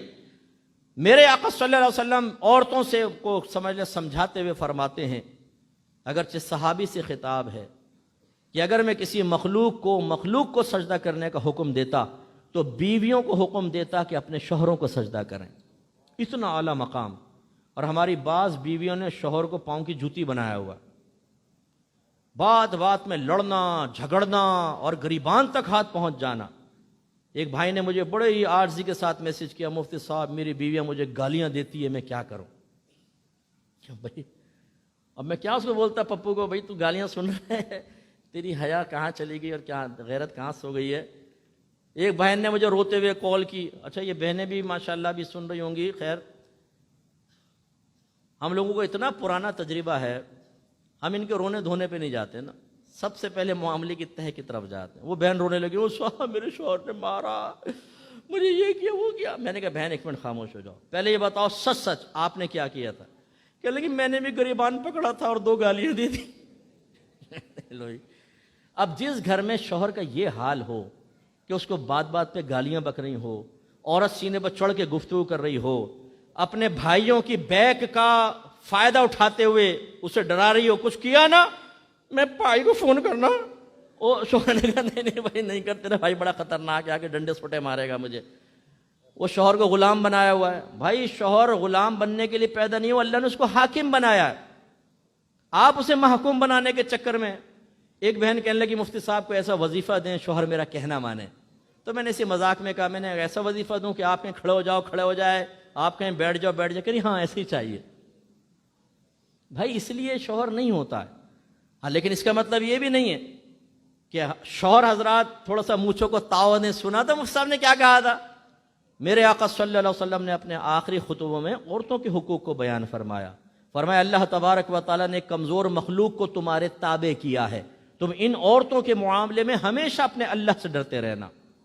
اور میرے آقا نے بڑی پیاری بات بیان فرمائی، تم میں سب سے بہتر وہ ہے جو اپنی بیویوں کے سلسلے میں بیویوں کے حق میں سب سے بہتر ہے۔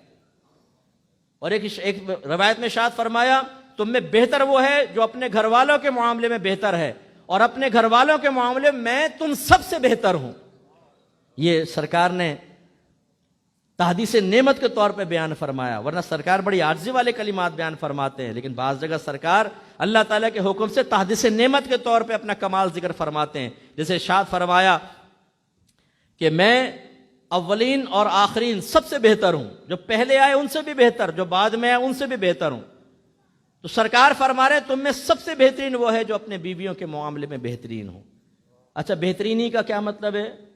ناک پہ ٹھونسا مار دو، آنکھ میں انگلی مارو اس کے، وہ بولے تو گالیاں بکو اس کو، پاؤں کی جوتی سمجھو، اپنی ماں بہن کے سامنے اس کو بے عزت کرو اور ذلیل کرو، بچوں کے سامنے ذلیل کرو، یہ بہتری کوئی ہوتی؟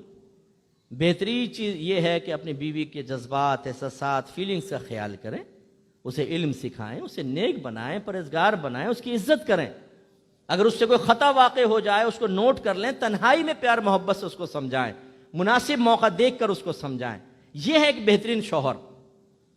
لیکن ہمارے ایسا نہیں۔ اب خود بتائیے جو شوہر مسلسل بیوی پہ ظلم کر رہا ہو تو کیا آپ کے گھر پہ رحمتیں نازل ہوں گی؟ جو عورت مسلسل اپنے شوہر سے بدتمیزی کر رہی ہو، بد تہذیبی کر رہی ہو، اور معاذ اللہ نادانستہ طور پہ اپنی بیٹیوں کو سکھا رہی ہو کہ دیکھو جیسے تمہارے باپ کو میں نے پاؤں کی جوتی سمجھا ہے، تم بھی اپنے شوہروں کو جا کر ایسی سمجھنا، اور وہ خود اپنے اس طرز عمل سے اپنے بچیوں کے فیوچر کو برباد کر رہی ہو، اس گھر پہ اللہ کی رحمتیں نازل ہوں گی؟ تو اصل مسئلہ یہ ہے کہ اس کو قبول کرنا، علم سیکھنا، اسے قبول کرنا۔ پھر صحابہ کرام نے اس کو اپنے اوپر نافذ کیا، میرے آقا نے نافذ کیا۔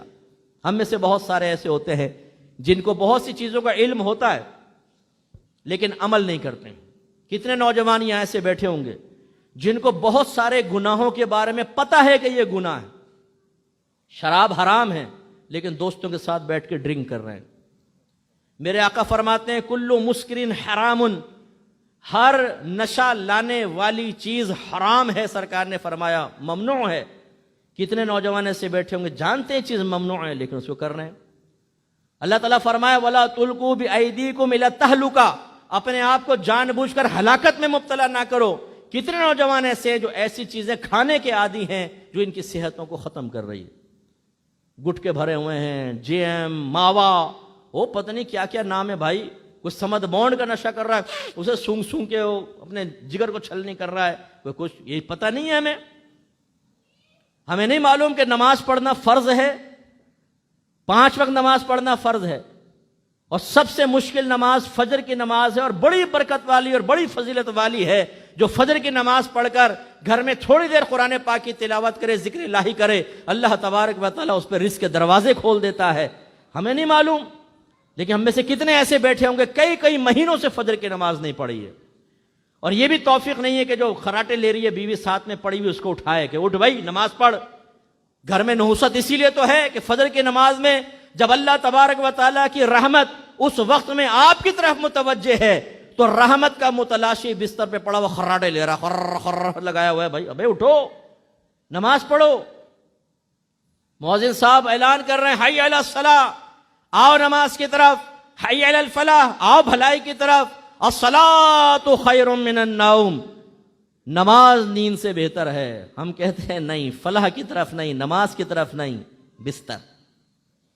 اور تم کہتے ہو نماز نیند سے بہتر ہے، ہم کہتے ہیں نیند اور بستر نماز سے بہتر ہے۔ ہمارے نوجوان جو 3 بجے 4 بجے تک دوستوں کے ساتھ تاش کی گڈیاں لے کر تاش کھیل رہے ہیں، کوئی سنوکر کھیل رہا ہے، بلیئرڈ چل رہا ہے صاحب، فلمیں چل رہی ہیں، فٹ پاتھ پہ بیٹھ کے باتیں چل رہی ہیں، لیکن فجر کی نماز میں نہیں اٹھ رہے۔ اور ایک شیطان نے ہمیں اور دھوکے میں مبتلا کیا ہوا ہے، ساری رات ثنائے مصطفیٰ کرو، فجر کی نماز چھوڑ دو۔ 5-5 ہزار کا مجمع ہم نے مسجدوں میں دیکھا ہے، نعت خوانی میں 5-5 ہزار کا مجمع، لیکن جب محفل ختم ہوئی، فجر کی اذان ہوئی ہے تو نمازی اتنے ہی ہیں جتنے پہلے تھے، بلکہ بعض اوقات تو اس سے بھی کم نظر آئے۔ یہ ہمارے شیطان نے ایک چابی گھما دی ہے۔ نعت خوانی کی محفل میں بیٹھنا زیادہ سے زیادہ مستحب ہے جبکہ اخلاص ہو، نماز پڑھنا فرض، جماعت واجب۔ دماغ ہمارا پتہ نہیں کہاں چلا گیا کہ جس کو اللہ فرض قرار دے، آپ کے رسول واجب قرار دے، اس کو چھوڑ دو اور مستحب کو اختیار کرو، اور امید رکھو کہ نمازیوں سے بڑھ کر مجھے مقام و مرتبہ ملے گا، نمازیوں سے زیادہ اونچا درجہ میرا ہوگا۔ کیوں؟ میں نے نعت خوانی اٹینڈ کی ہے۔ نعت خوانی منع نہیں ہے، ثنائے مصطفیٰ سننا بہت اچھی بات ہے، لیکن یہ روش جو ہم نے اختیار کی ہے بالکل غلط ہے، یہ تباہ کر دے گی، آپ کو یاد رکھیے گا۔ اور اخلاص کی میں نے بات کی، ضمناً ایک بات یہ بھی آپ کو سمجھا دیتا ہوں۔ نعت خوانیوں میں ہم شرکت کرتے ہیں، سب سے پہلے پوسٹر میں دیکھتے ہیں کون آ رہا ہے۔ کوئی مشہور نعت خوان کا نام گول دائرے میں بڑا سا لکھا ہوتا ہے نا، ہم کہتے ہیں ارے فلاں آ رہا ہے، چل رہا ہے۔ دوسرا کہتا ہے کون ہے؟ فلاں، ہاں چلو پھر ٹھیک ہے۔ اور اگر فلاں نہ ہو، مجھ جیسے ہوں کوئی محلے کے بیچارے نعت پڑھنے والے، بولتے ہیں یار مزہ نہیں آئے گا، کوئی مشہور تو ہے ہی نہیں آئیں گے۔ اچھا آ کر بیٹھ گئے، پتہ چلا جی اچھا جو نعت خوان ہے جو ان کے نزدیک اچھا ہے وہ 1 گھنٹے لیٹ ہو گئے، گاڑی پھنسی ہوئی ہے جی مین روڈ پر۔ بولتے ہیں یار چل ذرا باہر گھوم کر آتے ہیں، وہ 1 گھنٹے میں آئے گا پھر آ جائیں گے۔ یعنی باقی جو ثنائے رسول کر رہے ہیں وہ آپ کو کوئی دلچسپی نہیں ہے۔ کس لیے آئے تھے؟ آدمی کے لیے آئے تھے کہ اپنے نبی کے لیے آئے تھے؟ اور یہ بھی دیکھا گیا ہے کہ اعلان ہو جاتا ہے بعض اوقات، بھائی بڑی معذرت چاہتے ہیں، فلاں جو مشہور نعت خوان تھے ان کی اچانک طبیعت خراب ہو گئی ہے، وہ یہاں نہیں آئیں گے۔ میں نے دیکھا ہے آدھی سے زیادہ محفل خالی ہو جاتی ہے۔ یہ تو ہم لوگوں کی حالت ہے کہ اگر ثنائے رسول کے لیے بھی جاتے ہیں اس میں بھی اخلاص نہیں ہے، اس میں بھی ہمیں ہماری مرضی کا کوئی نعت خوان ہو غراریاں لگانے والا، رم جم رم جم رم جم جم جم رم جم جم جم جم جم جم جم جم جم جم، رم جم رم جم رم جم نعرہ تکبیر. ابے بھائی یہ رم جم کون سی نعت ہے بھائی؟ اس میں ہم خوش ہیں، آواز کو اوپر اٹھاؤ نیچے اٹھاؤ دائیں کرو بائیں کرو، مزہ آتا ہے پوری رات میں، بڑا اچھا وقت گزر جاتا ہے. پھر جب مؤذن کہتا ہے حی علی الصلاۃ علی الفلاح، اس میں مزہ نہیں آتا. وہی نوجوان جو پوری رات نعت سننے کے لیے تیار ہے، آپ اسے کہیں آؤ میں تمہارے حبیب کی نعت تمہیں نثر میں سناتا ہوں، درس حدیث ہو رہا ہے تشریف لاؤ، وہ نہیں آئے گا. نہیں، نہ نظم میں سناؤ، نظم میں لحن کے ساتھ سناؤ، یہ ہمیں پسند آتا ہے. اس کا مطلب یہ ہوا کہ نعت خوانی میں بھی شرکت بعض اوقات نفسانی خواہشات کے تابع ہو کر ہوتی ہے، اللہ کے لیے نہیں ہوتی. سمجھیے ان چیزوں کو. تو خلاصہ کلام یہ ہے کہ ہمارے بہت سارے نوجوان جانتے ہیں کہ نماز پڑھنا فرض ہے، پڑھتے ہیں، ہم اپنے اوپر نافذ نہیں کرتے ہیں اسلام کو. ہماری کتنی بہنیں یہاں پر بیٹھی ہوں گی چھوٹی چھوٹی باتوں پہ نماز چھوڑ دیتی. آج میں تھک گئی ہوں، سارا دن کام کیا ہے، آج گھر میں مہمان آ گئے تھے، آج میں نے کپڑے دھوئے ہیں 150 300، اس لیے میں تھک گئی ہوں. عشاء غائب، فجر بھی غائب. اور اسی بہن کو اگر یہ کہا جائے، انہی نوجوانوں کو جو آج عذر کر کے نہیں آ رہے، اگر ہماری گورنمنٹ آف پاکستان یہ اعلان کر دے جو نوجوان ایک نماز پڑھے گا 5000 روپے ملیں گے، تو سارے ہیلے بہانے جسٹ اپوزٹ ہو جائیں گے. وہ نوجوان مسجد کی طرف جا رہا ہوگا، پہلے عذر تھا یار وہ پی ایس ایل کے میچ چل رہے ہیں، بالکل لاسٹ اوور چل رہا تھا، کیسے نماز کے لیے جاتا، اور ابھی وہ میچ چھوڑ کے جا رہا ہے. بھائی کیا ہوا؟ یار اللہ تعالیٰ کی عبادت بھی تو کرنی ہے یار. 5000 ہے نا، 5000 نکل جائیں گے. میچ تو پھر دیکھ لیں گے، یوٹیوب پر ڈلتا، ہائی لائٹس وہاں پر ہوتی ہیں. پورے دن کا میچ صرف 15 سے 20 منٹ کے اندر ہائی لائٹس دیکھیں، 20 منٹ جو نچوڑ ہوتا ہے خلاصہ، اور یہی ہوتا ہے میچ کے اندر، بس اس سے زیادہ امپورٹنٹ اور کچھ بھی نہیں ہوتی، باقی ٹائم کا ضیاع ہے. اب وہ دیکھنے کے لیے تیار ہو جائے گا. وہی ہماری بہنیں، اچھا ان کو تو ہماری بہنوں کی میں نے عادت دیکھی ہے، بہنوں برا مت مانیے گا، ویسے بڑی تھکی ہوں گی نا، اور شوہر آ کر کہے گا اچھا تھکی ہوئی ہو، میں تو سوچ رہا تھا آج باہر لے کے جاؤں گا کھانا کھلاؤں گا. نہیں نہیں اتنی بھی نہیں تھکی ہوئی میں، ابھی میں تیار ہو جاتی ہوں 2 منٹ میں. وہ لو بھائی ایک دم یوں تیر کی طرح گئی، وہ تیار ہو کے میک اپ آدھا گھنٹہ میک اپ کیا، کھڑے ہو کر تیار ہو، چلو میں تیار ہوں. ارے بھائی ابھی تو آپ نماز کے لیے تو کہہ رہی تھی میں تھکی ہوئی ہوں. تو یہ ہمارے ہیلے بہانے، ہم اپنے اوپر نافذ نہیں کرنا چاہتے. ابھی رمضان آ رہے ہیں، کتنے نوجوان ایسے جو ان ناپاک حرکتوں میں ملوث ہوں گے، ہٹے کٹے لمبے چوڑے، کسی سے لڑوا دو تو 2 مکے مار کے 2 منٹ میں زمین پہ گرا دیں. لیکن رمضان میں نفس و شیطان ایسا بوتل میں اتارتے ہیں جیسے جن اتار کے اوپر سے ڈھکن بند کر دیا جائے. نہیں رکھتے روزے، ہٹے کٹے ہیں، نہیں مجھ سے نہیں رکھا بھائی، مجھ سے بھوک برداشت نہیں ہوتی. مجھے تو بہت لوگ ملے نا ایسے، میں یو کے میں یو ایس اے میں تھا، بیان کر رہا تھا، ایک ایسا لمبا چوڑا لڑکا اٹھا، کہ مفتی صاحب کیسے رکھو روزے، بھوک برداشت نہیں ہوتی. یار میں تو لمبے چوڑے آدمی، یار کیسی باتیں کرتے ہو تمہیں تو اپنے نفس سے لڑنا چاہیے، اس پہ غالب آنا چاہیے. اب ہوتا کیا ہے، ہمارے نوجوان اصل میں گندی حرکتیں چھوڑنا نہیں چاہتے. جو گندی ویب سائٹس کے وزٹ کرنے کا عادی ہو، رمضان میں 1-2 روزے رکھ کر وہ کہتا ہے یار روزے میں تو یہ ہو نہیں سکتا. شیطان کہتا ہے چھوڑ روزے یار. حالت روزہ کے اندر وہ حرکتیں کرتے ہیں جس سے روزے بریک ہو جاتے ہیں، خراب ہو جاتے ہیں. جو نشے کے عادی ہوتے ہیں، پان سگریٹ ماوا فلاں فلاں فلاں فلاں، وہ کہتے ہیں نہیں رہا جاتا بھائی، دانتوں میں درد ہوتا ہے، داڑھوں میں درد ہوتا ہے، چھوڑ دیتے ہیں روزہ. میرے آقا صلی اللہ علیہ وسلم کا فرمان ہے جو ایک روزہ جان بوجھ کر چھوڑے گا، ایک روایت کے مطابق اگرچہ ضعیف روایت ہے، 900 سال تک اسے جہنم کی آگ میں جلایا جائے گا.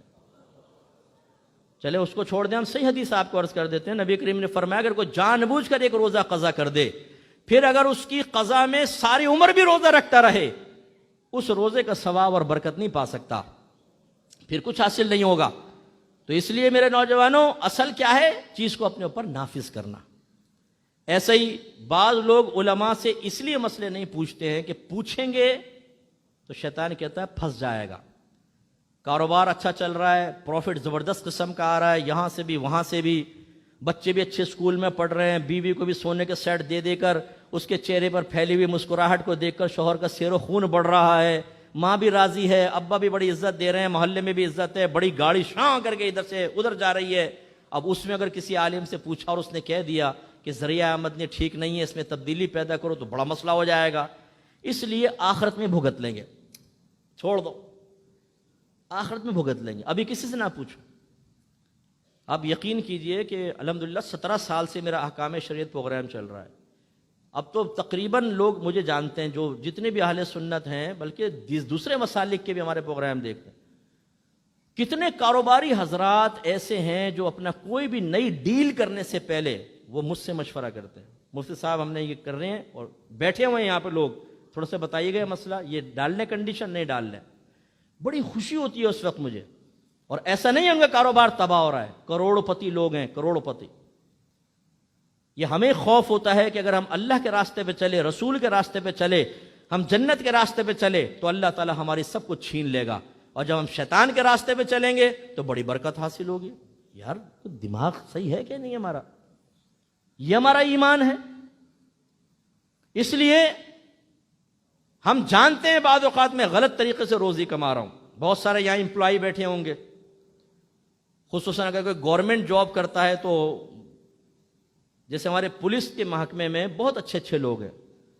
میں علاقے کا نام لیتا ہوں، یقین کریں وہاں کے پولیس افسر مجھ سے ہر چیز کا مسئلہ پوچھتا ہے.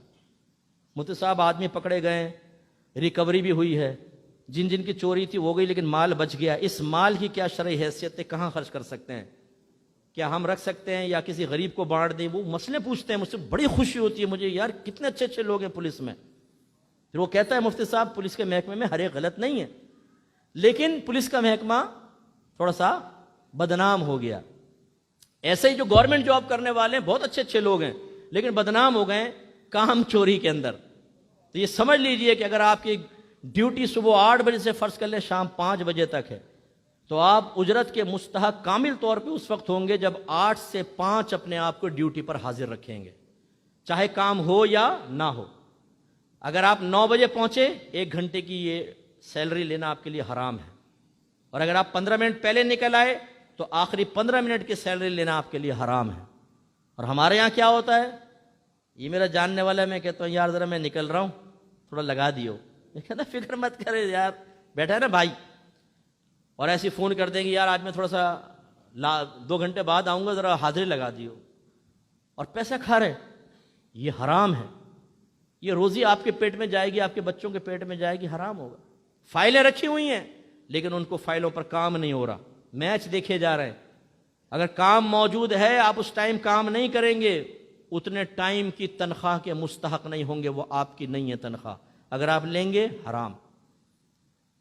تو کتنے لوگوں کو یہ مسئلے معلوم ہے لیکن کیوں نہیں پوچھتے ہیں؟ یار زندگی تنگ ہو جائے گی. یہ ہماری بہنیں کیوں نہیں پوچھتی ہیں مسئلے؟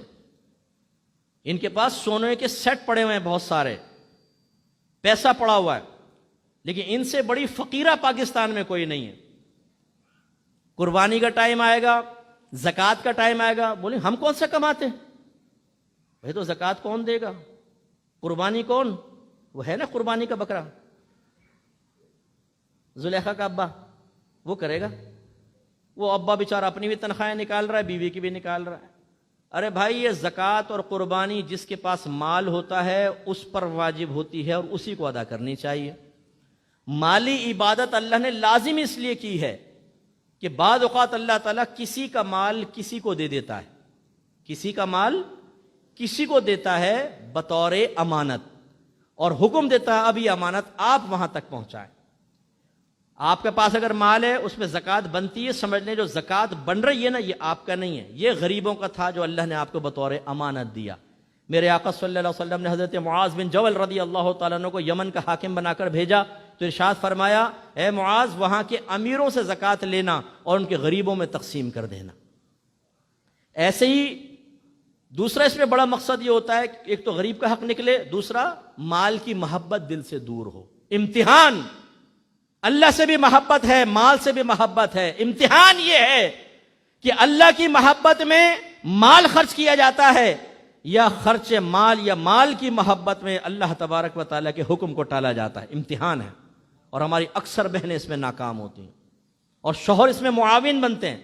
بھائی تمہیں کیا ضرورت ہے قربانی کے پیسے دینے کے، میں ہوں نا. کیوں کہتے ہیں آپ بیوی سے کہیں ہاں اپنا پیسہ دو، تمہارے پیسے کا بکرا آئے گا، تم آپ گائے میں حصہ ملاؤ، تمہارا پیسہ خرچ ہوگا تاکہ تمہارا امتحان ہو کہ تمہارے دل میں اللہ کی محبت کتنی ہے. ہم خود بعض اوقات اپنی محبت کے اظہار میں دشمنی کر رہے ہوتے ہیں. بیوی کا پیسہ لے کر خرچ کریں۔ تیسری چیز بخل، کنجوسی۔ جس مقام پہ شریعت نے خرچ کرنے کا حکم دیا جو اپنی ضرورت ہے اس میں بھی آدمی مال خرچ نہ کرے، اسے کہتے ہیں بخیل۔ اور میرے آقا نے فرمایا بخیل جنت میں نہیں جائے گا، بہت سخت وعید ہے۔ اور ہم اپنی بیویوں کو بخیل بنا رہے ہوتے ہیں۔ اب دیکھیں نا، ہمارے پروگرام کی برکت اگر ظاہر ہوتی ہے تو ایسا شاید کوئی ایسا شوہر بیچارہ یہاں بیٹھا ہو، اس کو میں کہوں گا بھائی اپنے عقل کے ناخن لے۔ ایک بچی کہتی ہے مفتی صاحب میں زکوٰۃ نکالنا چاہتی ہوں، میرے پاس سونا ہے، میں قربانی کرنا چاہتی ہوں، نہ میرا شوہر خود کرتا ہے نہ مجھے کرنے دیتا ہے، کہتا ہے بس ٹھیک ہے رہنے دو، کچھ نہیں کرو۔ آپ اندازہ کریں، ایک بچی اگر کر رہی ہے تو کرنے دیں۔ اسی طریقے سے میں آپ سب سے گزارش کرتا ہوں، اس دفعہ جب قربانی آئے، قربانی کی شرائط معلوم کریں، پھر دیکھیں اگر آپ کی زوجہ میں، آپ کی والدہ میں قربانی کی شرائط پائی جائیں، ان سے کہیں اس دفعہ آپ کو خود قربانی کرنی ہوگی، پیسہ نکالو، خود زکوٰۃ دینی ہوگی، پیسہ نکالو۔ اگر وہ کہے کہ ہم کہاں سے نکالیں، ہمارے پاس تو نہیں ہے، تو کہو زیور بیچو۔ ہماری بعض بہنیں کہتی ہیں ہم سیٹ خراب کر دیں، میں کہتا ہوں خدا کی قسم اس سے سیٹ بنے گا، خراب نہیں ہوگا۔ جو اللہ کو دیا جائے اس سے سیٹ خراب ہوتا ہے؟ خرچ کریں آپ، یہ سیٹ بروز قیامت آپ کے نبی نے ارشاد فرمایا جو سونے اور چاندی کی زکوٰۃ نہیں نکالے گا، میدان محشر میں اس سونا اور چاندی کو آگ میں تپایا جائے گا، اور جس نے زکوٰۃ نہیں نکالی ہوگی پھر اس گرم سونا اور چاندی سے اس کے پہلوؤں کو داغا جائے گا، لگایا جائے گا۔ کتنے چیخیں چلائیں گے، یہ خواتین کے ساتھ ہوگا۔ میرے آقا صلی اللہ علیہ وسلم نے، بخاری کی روایت ہے، ایک دفعہ عورتوں سے فرمایا عید کی نماز میں حاضر ہوں۔ عورتوں نے عرض کی، بعضوں نے یا رسول اللہ ہم مخصوص ایام میں ہیں۔ سرکار نے ارشاد فرمایا کہ آپ آئیں، نماز نہ پڑھیں، بیان سنیں، دعا میں شریک ہوں۔ کسی نے کہا میرے پاس چادر نہیں ہے، سرکار نے فرمایا اپنی سہیلی سے چادر لیں اور پہنچیں۔ عورتیں پہنچی، سرکار نے پہلے نماز پڑھائی، پھر گمان فرمایا، ایک صحابی کہتے ہیں سرکار نے گمان فرمایا کہ میری آواز عورتوں تک نہیں آئی تو عورتوں کے پاس آئے۔ بلال رضی اللہ تعالیٰ عنہ بھی ساتھ تھے۔ سرکار نے عورتوں کو صدقے کی ترغیب دی کہ صدقہ دو، جنت حاصل کرو۔ روایت میں ہے کہ حضرت بلال نے اپنی قمیص کا دامن اوپر کیا، عورتوں نے اپنے کان کی بالیاں، اپنے زیور اتار اتار کر سرکار کو دے دی۔ یہ صدقے کی ترغیب دی سرکار نے، نفلی صدقے کے لیے۔ میرے آقا مانگ رہے ہیں، میرے آقا کی برکت سے سب کچھ ملا ہے، انہی کے نام پر، انہی کے کہنے پر اللہ کی رضا کے لیے دیں گے تو اللہ تعالیٰ محروم کوئی کرے گا، جنت حاصل ہوگی۔ اور ہماری بہنیں سونے کو سمیٹ کر بیٹھی ہوئی ہیں۔ آج جو بہنیں ہیں یہ گھر جا کے اپنا احتساب کریں، کتنے سالوں سے آپ نے حساب کتاب نہیں کیا۔ یہ اسی لیے مسئلہ نہیں پوچھتی کہ اگر میں سونے کی مقدار بتاؤں گی تو ایسا نہ ہو زکوٰۃ واجب ہو جائے، قربانی واجب ہو جائے۔ اچھا ہے شوہر کر رہا ہے، کرنے دو، تو یہ سونا آپ کے پاس رہے گا تو نہیں؟ کیا کریں گی پھر آپ؟ مرنے سے پہلے کہیں گی یہ میری بیٹی کو دے دینا، یہ بڑی بیٹی کو، یہ بیٹا کما رہا ہے اس کی بہو کو دے دینا، اور اماں گئی۔ اب آخرت میں ان کے ساتھ ہو گیا حساب کتاب شروع، بچے اپنے اس سونے پہ عیش کر رہے ہیں اور آپ عذاب قبر بھگت رہی ہیں۔ میدان محشر کی ذلت آپ کی طرف متوجہ ہوگی، اس لیے بخل نکالیں اور اس چیز کو اپنے پر نافذ کریں۔ اسی طریقے سے گناہ، صغیرہ کبیرہ ظاہری بات نہیں، پہلی بات تو معرفت نہیں۔ اگر معرفت ہے تو ہم ان سے بچنا نہیں چاہتے ہیں۔ گالی دینے والا گالی سے بچنا چاہتا ہے؟ ماں بہن کی گندی گندی گالیاں، غلیظ گالیاں نکالتے ہیں، حالانکہ میرے آقا صلی اللہ علیہ وسلم ما کان رسول اللہ صلی اللہ علیہ وسلم فاحشا ولا متفحشا، نہ سرکار تکلفاً گالی دیتے تھے، نہ اللہ نے آپ کی جبلت میں گالی رکھی تھی۔ فحش بکنا تو تھا ہی نہیں، پاکیزہ کلام جب نکلتا پاکیزہ کلام نکلتا۔ ایک صحابی تھے، سرکار کی حدیثیں لکھتے تھے، انہیں کسی نے کہا کہ بھائی سرکار کبھی نارمل حالت میں ہوتے ہیں، کبھی جلال میں ہوتے ہیں، تم ہر بات لکھ لیتے ہو۔ انہوں نے لکھنا چھوڑ دیا، سرکار نے نوٹ کیا، فرمایا پہلے آپ لکھتے تھے اب نہیں لکھتے۔ انہوں نے عذر پیش کیا، سرکار نے فرمایا لکھ لیا کرو، اس لیے کہ حالت جلال میں بھی سوائے حق کے میری زبان سے اور کچھ نہیں نکلتا ہے۔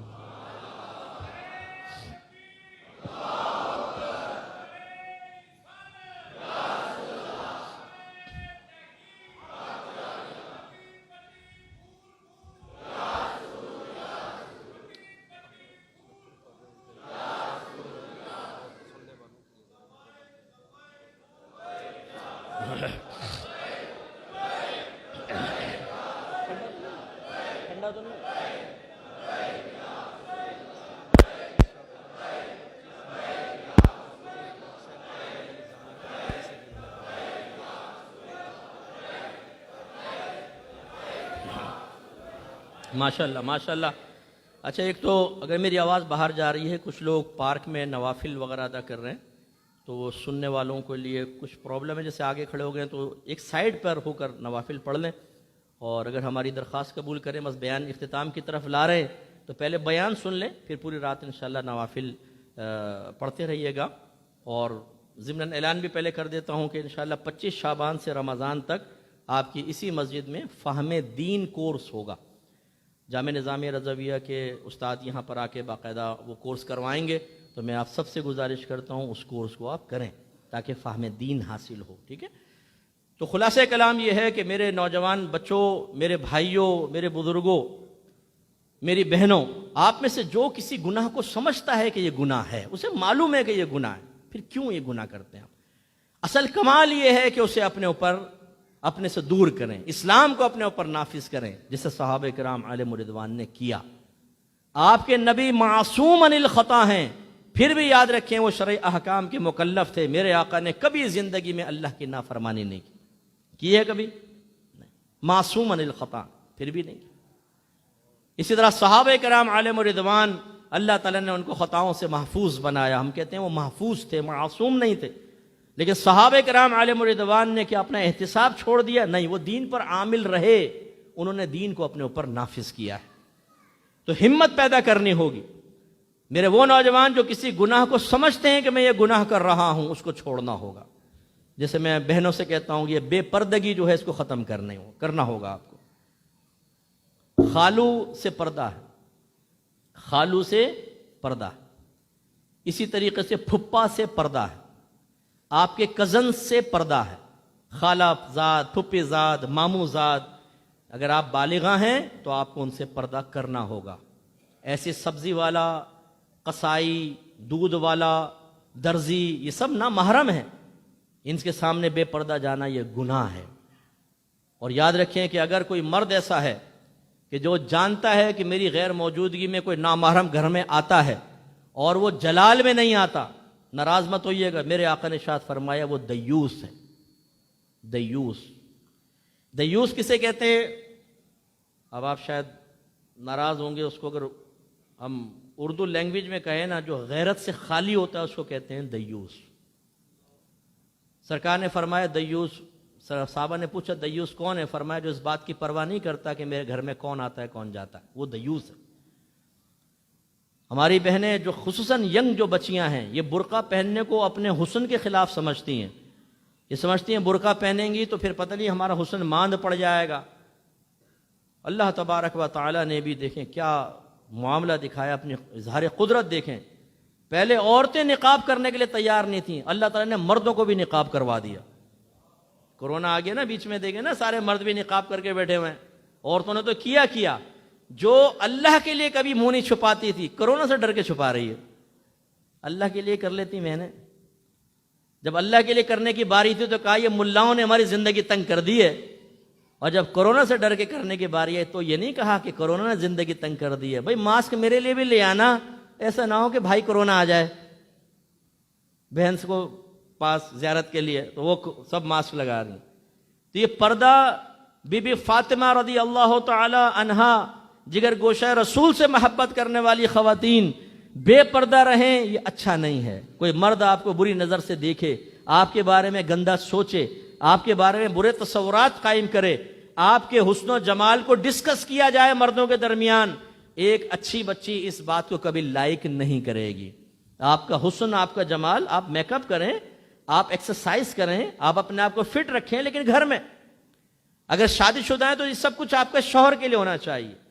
शादी के बाद आपका मुस्कुराना, आपका मेकअप, आपकी फिटनेस, आपका लिबास, ये सब अपने शौहर के लिए होना चाहिए, बस किसी के लिए नहीं। इसी तरीके से मेरे नौजवान, क्या वो नहीं जानते कि दाढ़ी रखना वाजिब है? मेरे आका सल्लल्लाहु अलैहि वसल्लम ने, आपके नबी ने फरमाया दाढ़ियां बढ़ाओ, मूंछें छोटी करो और यहूदियों की सी सूरत मत बनो। मैं तो नहीं कह रहा हूं ना, मुझ पे गुस्सा करने की क्या हाजत, क्योंकि हम लोग बाद वक्त गुस्से में आ जाते हैं, यार ये दाढ़ी के बारे में इतना सख्त बयान नहीं होना चाहिए। मादरत के साथ, क्या हमारे नबी को ये बात समझ में नहीं आई थी जो आपको समझ में आ गई? दाढ़ी पे बयान नहीं होना चाहिए। यार दाढ़ी कोई जरूरी ये कि दाढ़ी पे बयान कर दिया? भाई आपके नबी फरमा रहे हैं, ہمارا کام تو ہم میسنجر ہیں، میسج دینے والے ہیں. اصل تو میرے آقا کا اللہ کا پیغام جو نبی تک پہنچا، نبی نے ہمیں حکم فرمایا العلماء ورثۃ الانبیاء، علماء نبیوں کے وارث ہیں. ہم اگر آپ کو کوئی پیغام پہنچا رہے ہیں تو ہم پہ غصہ کرنے کا کوئی فائدہ نہیں، اور اگر نبی پر یا اللہ پر غصہ کریں گے تو ایمان آپ کا ہاتھ سے چلا جائے گا.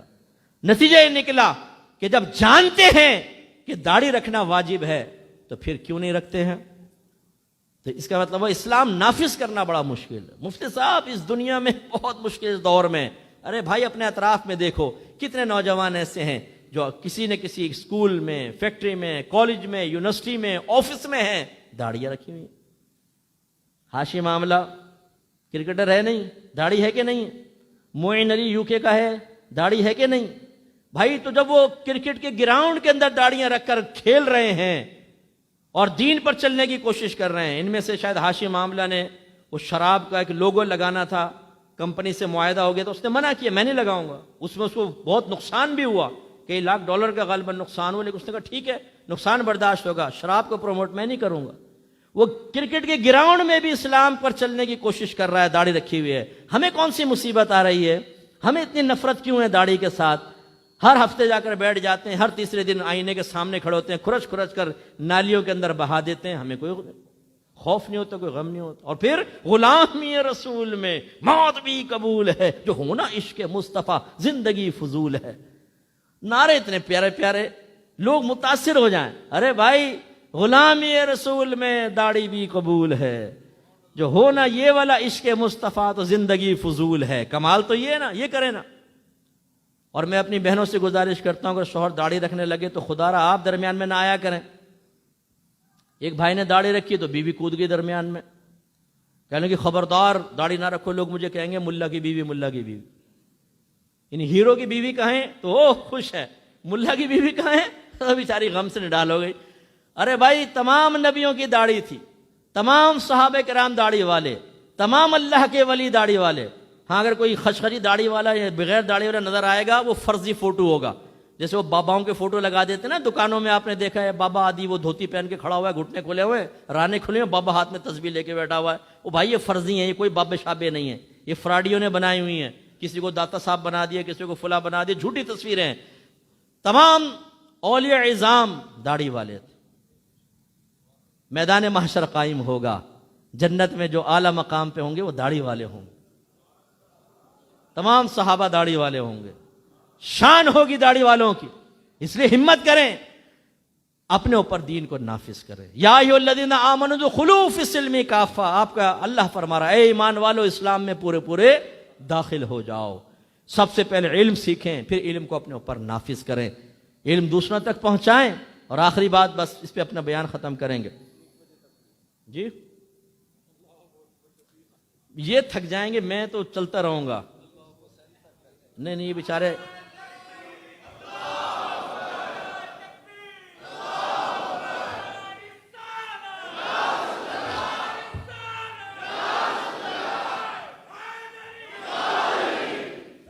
دیکھیں بھائی، بیان تو میں کر دیتا ہوں، باہر نکل کے مت کہے گا یار مولوی کے پاس بڑا فالتو ٹائم تھا.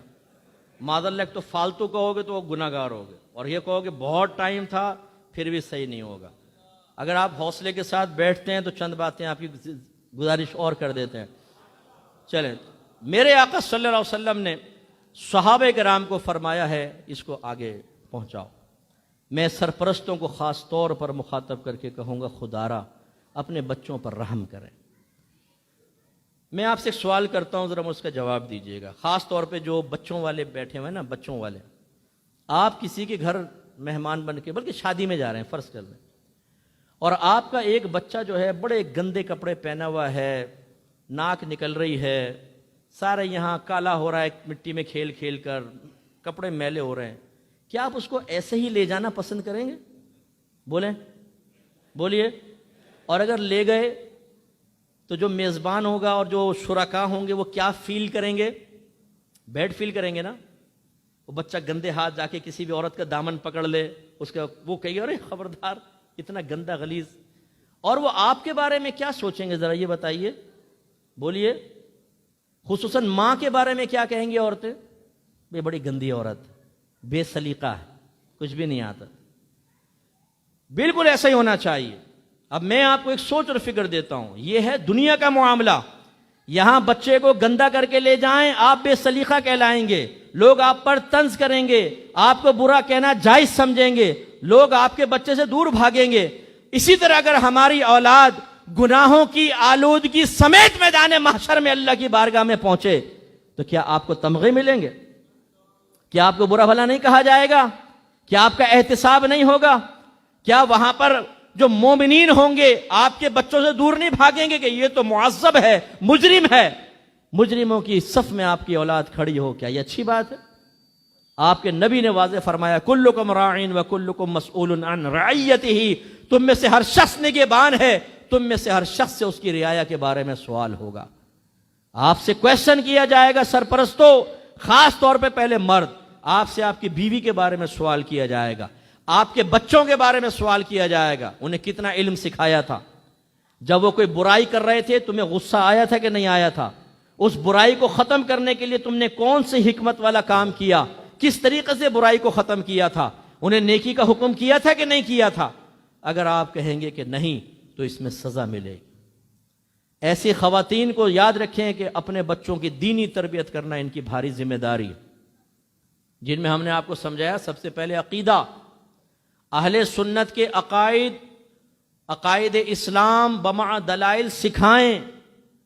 ورنہ ہمارے پاس ایسے بھی کیسز آئے ہیں کہ بیوی کلمہ کفر کہہ کے مرتدہ ہو گئی، اسلام سے باہر، جاہل شوہر کو پتہ ہی نہیں، کئی سالوں بعد پتہ چلا کہ نکاح تو بہت پہلے بریک ہو چکا تھا، بیوی کی زبان سے کلمہ کفر نکلا تھا اور حرام زندگی ساتھ گزار رہے تھے.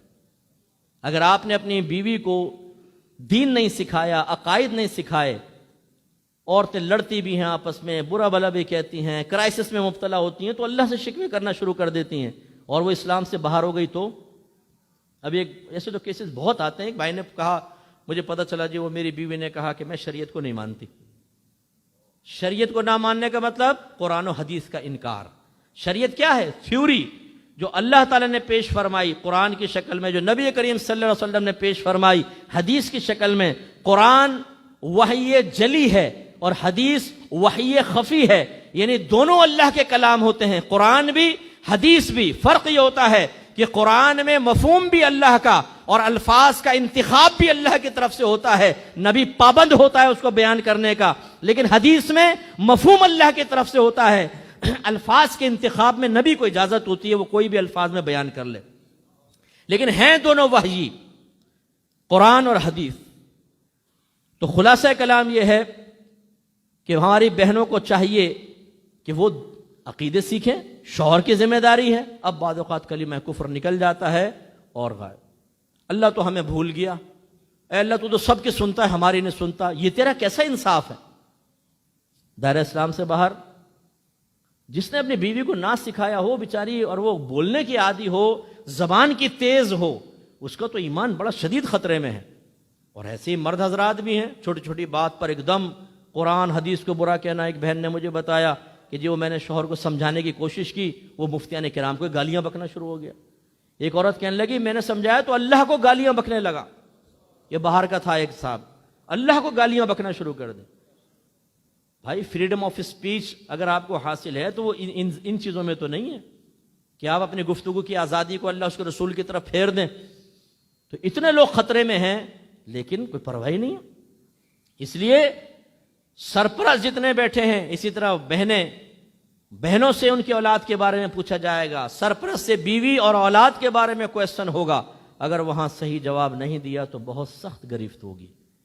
اس لیے ذرا ہوش میں آئیں اور سمجھیں آپ کو ڈیلیور کرنا ہے، خود بھی سیکھنا ہے اور دوسروں تک پہنچانا ہے. دوسرے ایک بھاری ذمہ داری ہوتی ہے، میں عوامی اعتبار سے عرض کر رہا ہوں، دوست کو سمجھانا. میرے آقا صلی اللہ علیہ وسلم آپ کو یہ سمجھا رہے ہیں، فرمایا تمہارا کھانا صرف پرہیزگار کھائے اور تم صرف مومن کو اپنا دوست بناؤ. تو پرہیزگار کو کھانا کھلائیں. حکمت اس میں یہ ہے کہ نیک آدمی کو کھانا کھلائیں گے، جو توانائی آئے گی اس کو اللہ کی رضا کی خاطر خرچ کرے گا.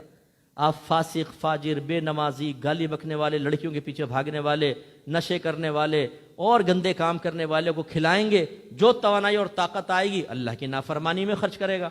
اس لیے سرکار نے ایسا فرمایا. دوسرا فرمایا مومن کو دوست بناؤ. یہاں مومن سے مراد متقی مومن ہے, نیک مومن کو دوست بناؤ. کیونکہ سیدہ عائشہ صدیقہ رضی اللہ تعالیٰ نے کہتی ہیں کہ سرکار مومنین میں سے متقین کو محبوب رکھتے تھے. تو متقی کو, پرہیزگار کو دوست بناؤ. فائدہ کیا ہوگا؟ جب ہم ایسے کو دوست بناتے ہیں, ہم کوئی غلطی کر رہے ہیں وہ سمجھائے گا, وہ ہمیں نماز کی تلقین کرے گا, وہ روزے کی تلقین کرے گا. ہم کوئی گناہ کرنے لگیں گے تو وہ ہمیں روکے گا, نہیں باز آئیں گے وہ ہمیں چھوڑ کے چلا جائے گا, تو ہمیں احساس ہوگا یار ہم نے غلط کیا. لیکن ہم اس پر عامل نہیں ہوتے ہیں. ہمارے دوست وہ ہوتے ہیں جن کے بارے میں مجھے یقین ہے کہ اگر میں نے اس کے ساتھ گناہ میں تعاون نہیں کیا تو یہ مجھے چھوڑ کر چلا جائے گا. لہذا لڑکیاں چھیڑنے میں, لڑکیوں کو جال میں پھنسانے میں, لڑکیوں کو بلیک میل کرنے میں, حرام کمانے میں, مختلف قسم کے نشوں میں, مختلف قسم کی غلط جگہوں پر جانے میں ہم ایک دوسرے سے تعاون کرتے ہیں اور اس کو دوستی کی, مضبوط دوستی کی دلیل سمجھتے ہیں. دیکھ بھائی میں نے ہر موقع پہ تیرا ساتھ دیا ہے نا. دوسرا کہتا ہے نہیں بالکل ساتھ دیا. دیکھ تو نے وہ فلاں کام کیا, اس میں ساتھ دیا. مانتا ہے نہیں مانتا اپنے بھائی کو پکا دوست, کہتے یار تو جگری یار ہے یار. تو بس اس کی زبان سے جگری یار کا ایک لقب ملا, ایک گویا کہ بہت بڑا انعام ملا, وہ چوڑے ہو گئے. اور بتا کیا کرنا ہے, کتنی اللہ کی نافرمانی کرنی ہے, کتنا رسول کے خلاف چلنا ہے, کتنا اللہ کے دین کا مذاق اڑانا ہے, بتا تیرے ساتھ میں تعاون کے لیے تیار ہوں. انعام ملے گا ہمیں آخرت میں, سخت سزا ملے گی. اس لیے اچھے دوست بنائیں, نیک دوست بنائیے. اور میں اکثر یہ کہتا ہوں کم از کم اپنے موبائل میں 1-2 نمبر نیک لوگوں کے بھی ڈال لیں, خصوصاً کوئی عالم اور مفتی صاحب کا بھی ڈال لیں. کوئی مسئلہ پوچھنا ہو کم از کم پوچھ تو لیں گے آپ. ہمیں بعض اوقات جب کوئی مسئلہ درپیش ہوتا ہے, ایک تو ہمارے یہیں دماغ میں مفتی صاحب بیٹھے ہوئے ہیں, ریڈی میڈ مفتی, یہ خود ہی خود پیدا ہو گیا تھا ہمارے ساتھ. حالانکہ نبی کریم نے تو یہ ارشاد فرمایا کہ جب کوئی بچہ پیدا ہوتا ہے اللہ تعالیٰ اس کے ساتھ ایک فرشتہ اور ایک شیطان پیدا کرتا ہے. فرشتہ ساری زندگی نیکی کی دعوت دیتا ہے اور شیطان برائی کی دعوت دیتا ہے. صحابہ نے پوچھا رسول اللہ کیا آپ کے ساتھ بھی یعنی وہ شیطان پیدا ہوا؟ سرکار نے فرمایا میرے ساتھ بھی ایسا تھا, لیکن میری صحبت میں رہ کر وہ مسلمان ہو گیا ہے اور اب وہ صرف مجھے اچھا ہی مشورہ دیتا ہے. تو یہ تو سرکار نے فرمایا. یہ نہیں فرمایا کہ تیسرا تمہارے ساتھ ایک مفتی بھی پیدا ہوتا ہے جو تمہارے اندر ہوتا ہے, خود بخود اس سے فتوے لے لو. ہم پوچھتے ہی نہیں ہیں کسی سے. ہمارے بہت سارے بچے ایسے بیٹھے ہوں گے جن کو فتوے کا مطلب نہیں پتا ہوگا, مفتی کا مطلب نہیں پتا ہوگا. آپ ان سے علماء کے نام پوچھیں, انہیں یہ نہیں پتا ہوگا اس وقت کون سا عالم مسائل بتانے کی صلاحیت رکھتا ہے. کتنے خطرے میں ہے وہ نوجوان, آپ بتائیں, جس کو یہ معرفت ہی نہیں ہے. اچھا دارالعلوم کا نام لے, بولتے دارالعلوم یہ کیا ہوتا ہے؟ بیٹا دارالفتہ میں چلے, بولتے دارالفتہ کیا ہوتا ہے؟ یعنی اتنے اجنبی ورڈز ہیں یہ بعض نوجوانوں کے لیے کہ وہ کہتے ہیں تو بڑے عجیب و غریب آپ باتیں کر رہے ہیں. یہ ہے اجنبیت. ایسا نوجوان جو اتنا دور ہے دین سے, بتائیے بیچارہ آخرت کیسے بہتر بنائے گا؟ تو خدا را ذرا نیک لوگوں کے قریب آئیں. کچھ مفتیان کرام کے نمبر آپ کے پاس اور ہماری بہنوں کے پاس بھی ہونے چاہیے. جب بھی آپ کوئی ڈاؤٹ فل چیز محسوس کریں تو فوراً ان سے رابطہ کریں. جیسے اب طلاق کے مسائل ہیں, بعض اوقات لڑائی ہوتی ہے, لڑائی میں نہ شوہر توجہ رکھتا ہے نہ بیوی رکھتی ہے, وہ بھی دبا کے بول رہی ہوتی ہے, جواب میں شوہر بھی بول رہا ہوتا ہے, اور بسا اوقات ایسے الفاظ زبان سے نکل جاتے ہیں کہ طلاق ہو جاتی ہے. کیونکہ ہماری بہنیں سوچتی ہیں کہ میں دھمکی دیتی ہوں, ذرا وار کرتی ہوں, طلاق کا مطالبہ کرتی ہوں تو ڈر جائے گا, نہیں دے گا. کیونکہ جب لڑ رہے ہوتے ہیں نا دونوں, تو شیطان دونوں کو ترکیبیں بتا رہا ہوتا ہے. تیزی سے آپ دیکھیں, جب آپ کی فائٹ ہوگی نا کسی سے, تیزی سے آپ کے ذہن میں فیڈنگ ہو رہی ہوگی. آپ سمجھتے ہیں کہ بھئی جب میں لڑتا ہوں نا دماغ بڑا تیز کام کرتا ہے. وہ بھائی آپ کا دماغ تیز کام نہیں کرتا. شیطان اپنے 10 چیلوں کے ساتھ آپ کے ذہن میں فیڈنگ کر رہا ہوتا ہے. جب شوہر بیوی کی لڑائی ہوتی ہے نا تو فیڈنگ, پرانی بات یاد دلائے گا. دیکھیں پرانی بات ہے, تو نے یہ نہیں کہا تھا, تو نے یہ نہیں کہا تھا, تو نے میری ماں کو یہ کہا تھا, وہ کہ تو میرے باپ کو یہ کہا تھا. یہ کہاں سے یاد آ رہی ہیں آپ کو؟ پہلے تو ذہن میں نہیں تھی. شیطان. پھر جب وہ دیکھتے ہیں ایک دوسرے پہ ہم غالب نہیں آ پا رہے تو کیا کریں؟ تو شیطان پھر زوجہ کے کان میں کہتا ہے مطالبہ طلاق کر. یہ کون سا تجھے طلاق دے گا؟ تو اس کو خاموش ہونا پڑے گا. جب خاموش ہوگا تجھے فتح کا احساس ہوگا. تو ہماری بعض بہنیں کہتی ہیں اچھا اگر میں اتنی بری ہوں چھوڑ دو مجھے, طلاق دے دو مجھے. اب وہ شوہر ایک دم گھبرا جاتا ہے طلاق. اب وہ گھبراہٹ دیکھتی نا تو اس کو احساس فتح ہوتا ہے, بوئے فتح حاصل ہوتی ہے کہ میں نے ایسا مارا پوائنٹ کہ یہ لرز گیا ہے. اچھا یہ پتہ نہیں کہ ایک بھائی یہاں کھڑا ہے تو دوسرا اس کے ساتھ بھی کھڑا ہوا ہے. شیطان کان میں اس کے کہتا ہے شوہر کے, ابے تو دب گیا بدھو, بول کچھ. وہ کہتا تجھے طلاق چاہیے؟ بولتی ہاں چاہیے، جا تجھے طلاق دی۔ ایک دم بیوی لڑس پی ہوئی، یہ تو خلاف توقع ہو گیا۔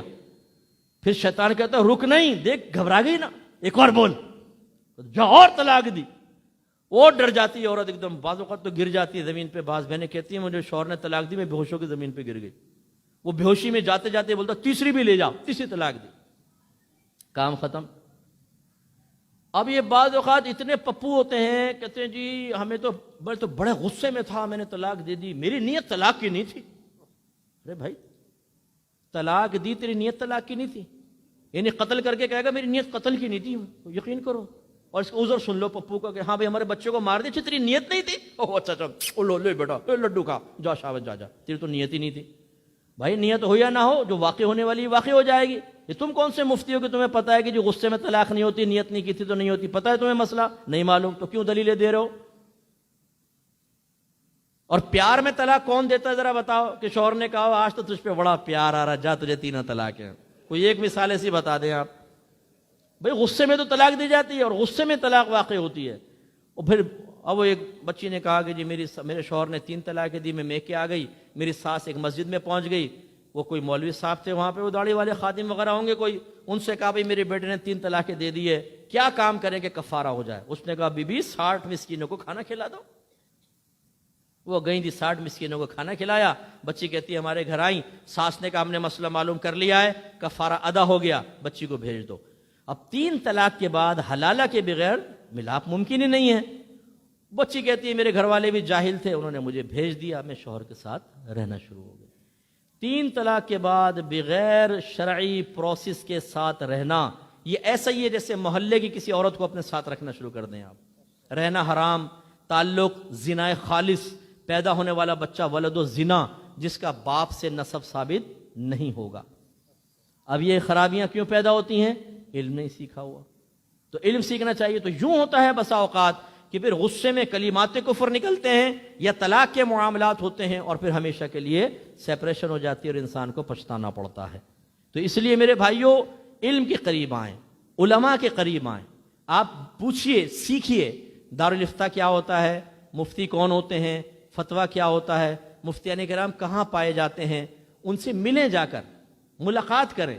کوئی تھوڑا بہت پھل فروٹ لے جائیے گا، کوئی ادارے میں جائیں، اہل سنت کے مفتی صاحب سے ملیں کہ حضور یہ میری طرف سے قبول فرمائیے، تھوڑا سا ٹائم لے کے ان کے پاس بیٹھیں، اس طرح جان پہچان بڑھائیں، ان کا نمبر لے لیں کہ کبھی مجھے ضرورت ہو میں آپ کو کال کر لوں، اس طرح آپ قریب آئیں، بہت فائدہ ہوگا۔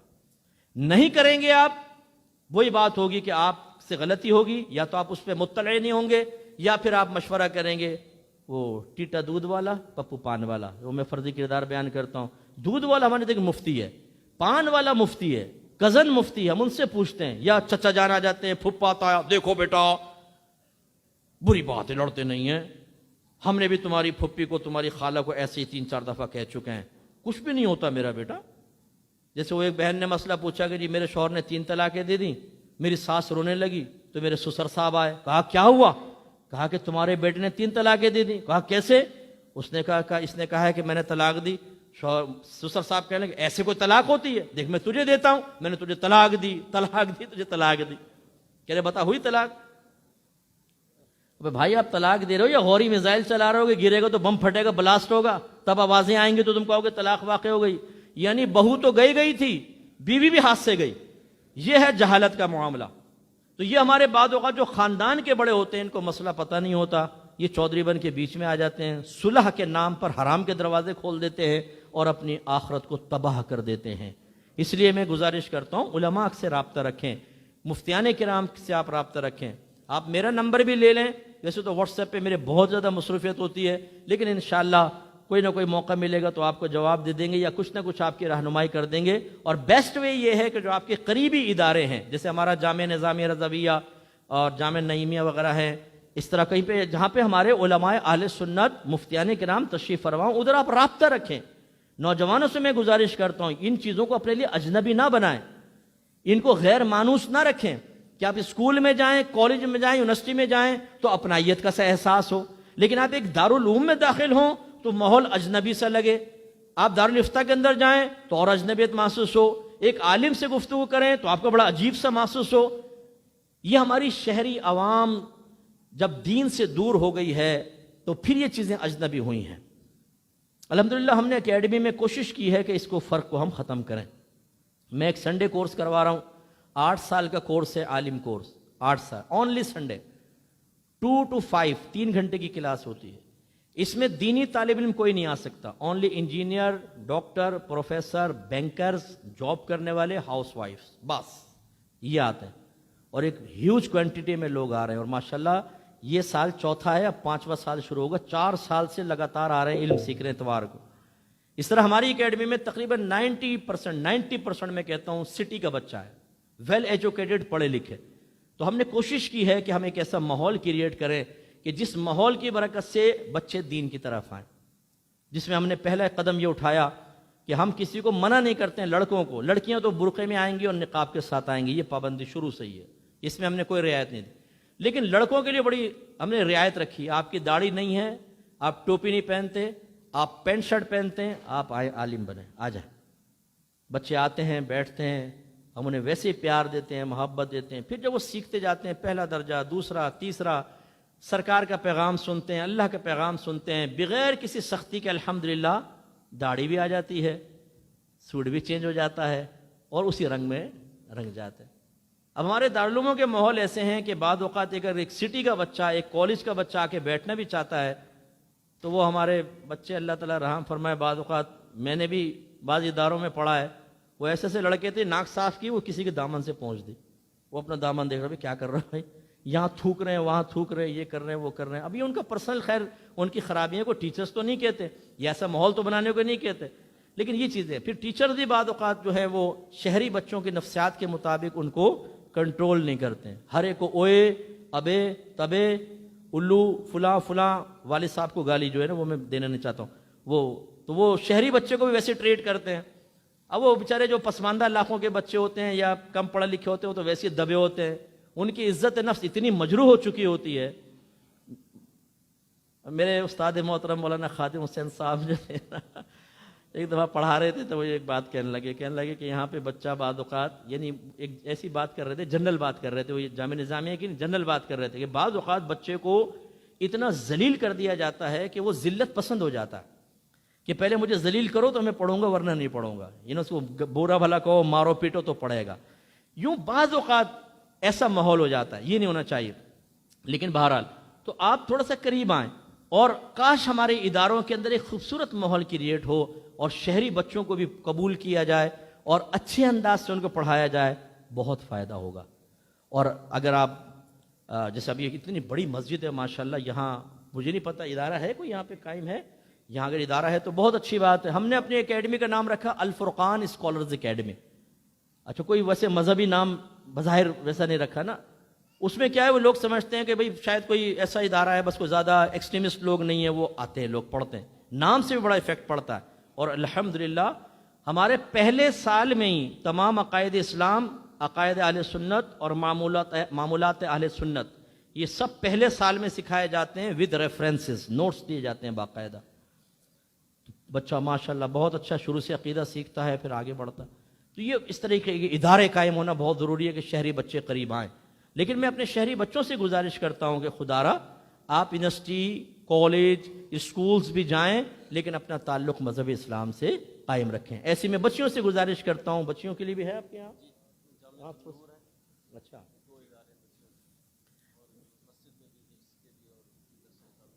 وہ خواتین میں کام کر رہے ہیں اور وہ ہمارے اکابرین کے عقائد کے خلاف عقیدے سکھاتے ہیں۔ قرآن کے نام پر ہماری بچیوں کو جمع کیا جاتا ہے، ان کی برین واشنگ کی جاتی ہے پہلے کہ دیکھو کسی مولوی کی تفسیر مت پڑھو، مولوی سے قرآن نہ سمجھو، یہ تمہیں گمراہ کریں گے، خود قرآن سمجھو، آپ خود قرآن سمجھیں۔ بچے کہتے ہیں اچھا خود سمجھیں، اب سوال پہنچ ہی نہیں سکتی ہے، آپ پہنچ سکتی ہیں، تو خدا را اپنا حصہ ادا کریں۔ اب ہم بس اینڈ کی طرف لے کر آتے ہیں۔ اللہ تعالیٰ نے فرمایا کہ اللہ تعالیٰ کی مغفرت اور اس جنت کی طرف تیزی سے بڑھو، دوڑو کہ جس کی لمبائی چوڑائی آسمان اور زمین ہے، یعنی بہت لمبی چوڑی ہے۔ تو اس کے لیے پھر آپ وہی روش اختیار کریں کہ جو صحابہ کرام نے کی، وہی طریقہ اختیار کریں جو نبی کریم صلی اللہ علیہ وسلم نے کیا۔ اور اس کی سب سے پہلی بنیاد کیا میں نے بولیے علم۔ نمبر 2 اس کو سیکھنا، نمبر 3 اسے اپنی ذات پر نافذ کرنا، اور نمبر 4 دوسروں کو سکھانا۔ میرے جتنے نوجوان خاص طور پہ یہاں بیٹھے ہیں، کیا آپ اس علمی جہاد میں ہمارا ساتھ دیں گے؟ دیکھیں، نہ میں آپ سے چندہ مانگ رہا ہوں، نہ میں آپ سے کہتا ہوں میرے ہاتھ چومیں، نہ میں آپ کو کہتا ہوں کہ آپ مجھے کوئی پروٹوکول دیں، میں آپ سے نبی کے نام پر، دین کے نام پر آپ کا وقت مانگتا ہوں۔ اس کے علاوہ جتنے ایسے کوئی نوجوان بیٹھے ہیں جن میں کوئی خاص صلاحیت ہے، آپ سافٹ ویئر کریٹ کر سکتے ہیں، آپ کمپیوٹر اچھا جانتے ہیں، آپ ویب ڈیزائننگ جانتے ہیں، آپ ان لوگوں سے رجوع کریں اگر آپ کے پاس ٹائم ہو، اور ان کو بتائیں کہ میرے اندر یہ سکلز ہیں، اگر میں دین کے لیے کام آ سکتا ہوں تو یہ جی یار پہلے مجھے بات تو ختم کریں، تم کھلا لیا ہے بیچ میں ملا رہا ہوں، تم کھلا کر کے جدا بتاتا ہوں۔ تو خلاصہ کلام یہ ہے کہ جو ایسے پڑھے لکھے نوجوان ہیں، میں ان سے گزارش کرتا ہوں کہ وہ اپنے فارغ اوقات میں ان کو بتائیں کہ بھئی یہ ٹائم میرے پاس فارغ ہوتا ہے، اگر آپ دینی لحاظ سے مجھ سے کوئی خدمت لینا چاہتے ہیں، میں اللہ کی رضا کی خاطر آپ کو تھوڑا سا ٹائم دے دیتا ہوں۔ جب ہم سب مل کر اس طرح کام کریں گے نا، بہت فائدہ ہوگا۔ اگر آپ میں کوئی صلاحیت ہے، جو اداروں کے اندر بچے پڑھ رہے ہیں، ٹائم معلوم کریں کہ آدھا گھنٹہ مجھے دے دیں، جو میرے اندر صلاحیت ہے میں بچوں کو فری میں سکھا دیتا ہوں۔ بچے سیکھیں گے، فائدہ ہوگا۔ میں اپنے دارالعلوم کے تمام بچوں کو کہتا ہوں کہ آپ مختلف کورسز کریں، جیسے آئی ٹی کے مختلف ہیں، سافٹ ویئرس کے کورسز ہیں، تاکہ ارننگ کا سلسلہ ہو، حلال رزق بھی کمائیں بچے، دین کی خدمت بھی ہو، حلال بھی کمائیں۔ تو جو بچے دارالعلوموں میں پڑھ رہے ہیں، آپ کیوں نہیں ایسا کرتے کہ وہاں جا کر ان سے ملیں اور کہیں کہ بھئی دین پڑھنا باقاعدہ میں ذرا نہیں کر سکتا ہوں، میری مصروفیت ہے، اگر میری صلاحیت سے آپ کے ادارے کو فائدہ ہو سکتا ہے، میں آپ کو آدھا گھنٹہ دیتا ہوں، آپ مجھے ٹائم دیں، میں بچوں کو چیز سکھا دیتا ہوں۔ وہ بچے سیکھیں گے، آئندہ زندگی میں کام آئے گا، ایک سورس آف انکم ان کو حاصل ہو جائے گا، رزق حلال کمائیں گے اور دین کی خدمت اچھے انداز سے کریں گے، آپ کے لیے ثواب جاری ہے۔ ابھی میرے بچے ماشاءاللہ اے لیولز کر رہے ہیں اور پھر یونیورسٹی جوائن کریں گے، ساتھ ساتھ عالم بھی بن رہے ہیں۔ میں چاہتا ہوں کہ وہ آئی ٹی کے شعبے میں آگے بڑھیں، سیکھیں، اور پھر میں اپنی اکیڈمی میں جو بچے آئیں ان کے ذریعے ان کو تعلیم دلواؤں، اور ہمارے اکیڈمی سے جو بچے نکلیں وہ ویل ایجوکیٹڈ ہوں، پڑھے لکھے ہوں، ان میں صلاحیتیں ہوں۔ کل جب ہم ان چیلنجز کا سامنا کرنے کے لیے اپر لیول پر آئیں تو ایسا نہ ہو کہ ہم بغلے جھانکیں اور اس جگہ پر جانے والا ہم میں سے کوئی بھی نہ ہو اور کوئی اور اس جگہ کو لے لے۔ اس لیے میں اپنے گزارش کرتا ہوں جو اچھے پڑھے لکھے ہیں کہ آپ قریب آئیے اور کوشش کیجئے کہ آپ اپنی صلاحیتوں سے فائدہ پہنچائیں، یہ بہت فائدہ ہوگا۔ آخر میں بس یہ ترغیب کہ میری کتاب ہے بھی قرب الہی کے نام سے میں نے لکھی ہے، انشاءاللہ 2-3 دن میں وہ پہنچ جائے گی، مارکیٹ میں بھی آنے والی ہے، تو گزارش کرتا ہوں کہ یہ کتاب آپ لیں۔ یہ تصوف کے موضوع پہ لکھی ہے، اور خصوصاً ان نوجوانوں کے لیے خاص طور پر، ویسے تو ہر مسلمان کے لیے رہنمائی اس میں موجود ہے، کہ جو نوجوان یہ سمجھتے ہیں کہ فی زمانہ اللہ کا قرب حاصل کرنا کیسے ممکن ہے، تو ہم نے اسٹیپ وائز اس کو لکھا ہے کہ فرسٹ اسٹیپ آپ کو یہ لینا ہوگا، پھر سیکنڈ یہ، پھر تھرڈ یہ، پھر فورتھ یہ، پھر یہ بیچ میں رکاوٹ آئے گی، اس رکاوٹ کو دور کرنے کا طریقہ کیا ہے۔ اس طرح 13 کمالات ہیں اس کتاب میں۔ 10 کمالات تو ایسے ہیں کہ جس میں ہم اپنا احتساب کریں، اپنے روحانی ترقی کا اہتمام کریں، پرانی آلائشوں سے ہم دور ہوں اور اپنے آپ کو جامع اور کامل بنائیں۔ پھر 11واں کمال ہے مرشد کی تلاش کا۔ اس میں مرشد کی پہچان بیان کی ہے۔ خدا را اس کو تو آپ ضرور پڑھ لیجئے گا کتاب لینے کے بعد، تاکہ یہ ڈبے اور جعلی پیروں سے آپ بچ سکیں۔ انہوں نے بیڑا غرق کر رکھا ہے ہماری قوم کا، ان جعلی پیروں نے۔ قرآن اور حدیث کے علاوہ اس میں کچھ آپ کو نظر نہیں آئے گا۔ قرآن و حدیث کی دلیل کے ساتھ لکھا ہے کہ ایک کامل پیر کون ہوتا ہے اور کس طریقے سے ہم اس کو تلاش کریں۔ بعض لوگ کہتے ہیں کہ اب جیسے علم سیکھنا ہے، توبہ کرنی ہے، تقوی پرہیزگاری ہے، آلائشوں سے محفوظ رہنا ہے، باطنی گناہ، ظاہری گناہ سے بچنا، پھر قلبی احوال پر مطلع ہونا، اپنے دل کو مضبوط کرنا، اپنے دل کی صفائی، یہ بغیر مرشد کے نہیں ہو سکتی۔ لہذا پہلے مرشد ہوگا پھر سب ہوگا۔ اب میں یہ کہتا ہوں کہ پہلے مرشد کامل ملے گا تو ہوگا نا، اگر کوئی ڈبہ مرشد مل گیا تو پھر تو گئے کام سے۔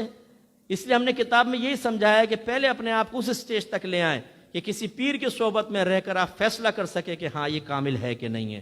جب آپ فیصلہ کر لیں، اپنا دامن اس کا دامن تھامیں، انشاءاللہ مزید ترقی ہوگی۔ پھر 12واں کمال جو ہے آداب مرشد کا ہے، اور 13واں کمال فنا فی المرشد کے بارے میں ہے۔ یہ پہلا ایک حصہ ہے جو انشاءاللہ قریب آئے گا۔ میں آپ سے گزارش کرتا ہوں یہ ضرور آپ کتاب لیں، خاص طور پہ وہ حضرات جو اکثر یہ شکوہ کرتے ہوئے نظر آتے ہیں، بھائی دیکھو اب تو اللہ کے ولی کہیں جنگلوں میں چلے گئے ہیں، اگر کوئی اللہ کا ولی ہوتا نا جیسے غوث پاک تھے ان کی صحبت میں رہتا۔ پہلی بات تو یہ کہ اولیاء کرام بھائی جنگلوں میں نہیں گئے، دنیا میں موجود ہے، لیکن ولی کے سر پہ کوئی سینگ نہیں ہوتا کہ دور سے دیکھ کے آپ پہچان لیں۔ شناخت اور پہچان تو پیدا کرے ولی کی، یہ کتاب یہ بھی سمجھائے گی۔ دوسری بات یہ ہے کہ نہیں ہے نا تبھی آپ یہ باتیں کر رہے ہیں۔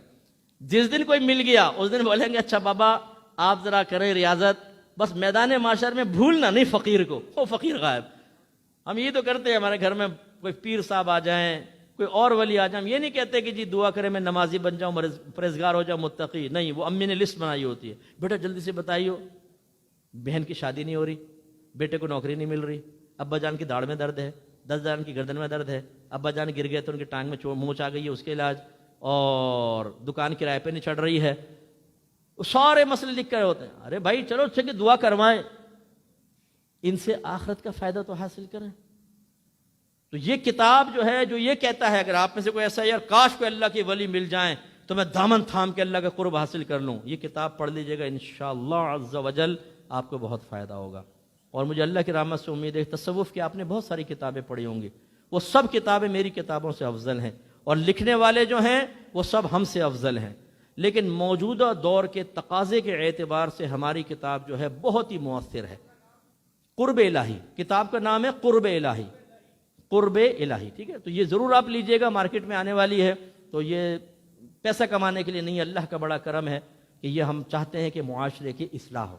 اور فرض علوم پہ بھی انشاءاللہ میں لکھ رہا ہوں، فرض علوم کورس، فرض علوم کے اوپر، وہ بھی انشاءاللہ قریب آئے گی، وہ بھی آپ ضرور پڑھیے گا۔ لیکن یہ کتاب تو آنے والی ہے، ذہن بنائیں جب اس کو آپ کو مارکیٹ میں یا ٹی وی پر آپ کہیں اشتہار دیکھیں تو ضرور خریدیے گا۔ میری کوئی بات اگر ناگوار گزری ہو، میں نے ہرٹ کیا ہو کسی کو، تو میں معذرت چاہتا ہوں، لیکن دیکھیں جب تک ہم سن کر عملی طور پر قدم اٹھانے کی طرف نہیں آئیں گے، معاشرے میں کبھی انقلاب پیدا نہیں ہوگا۔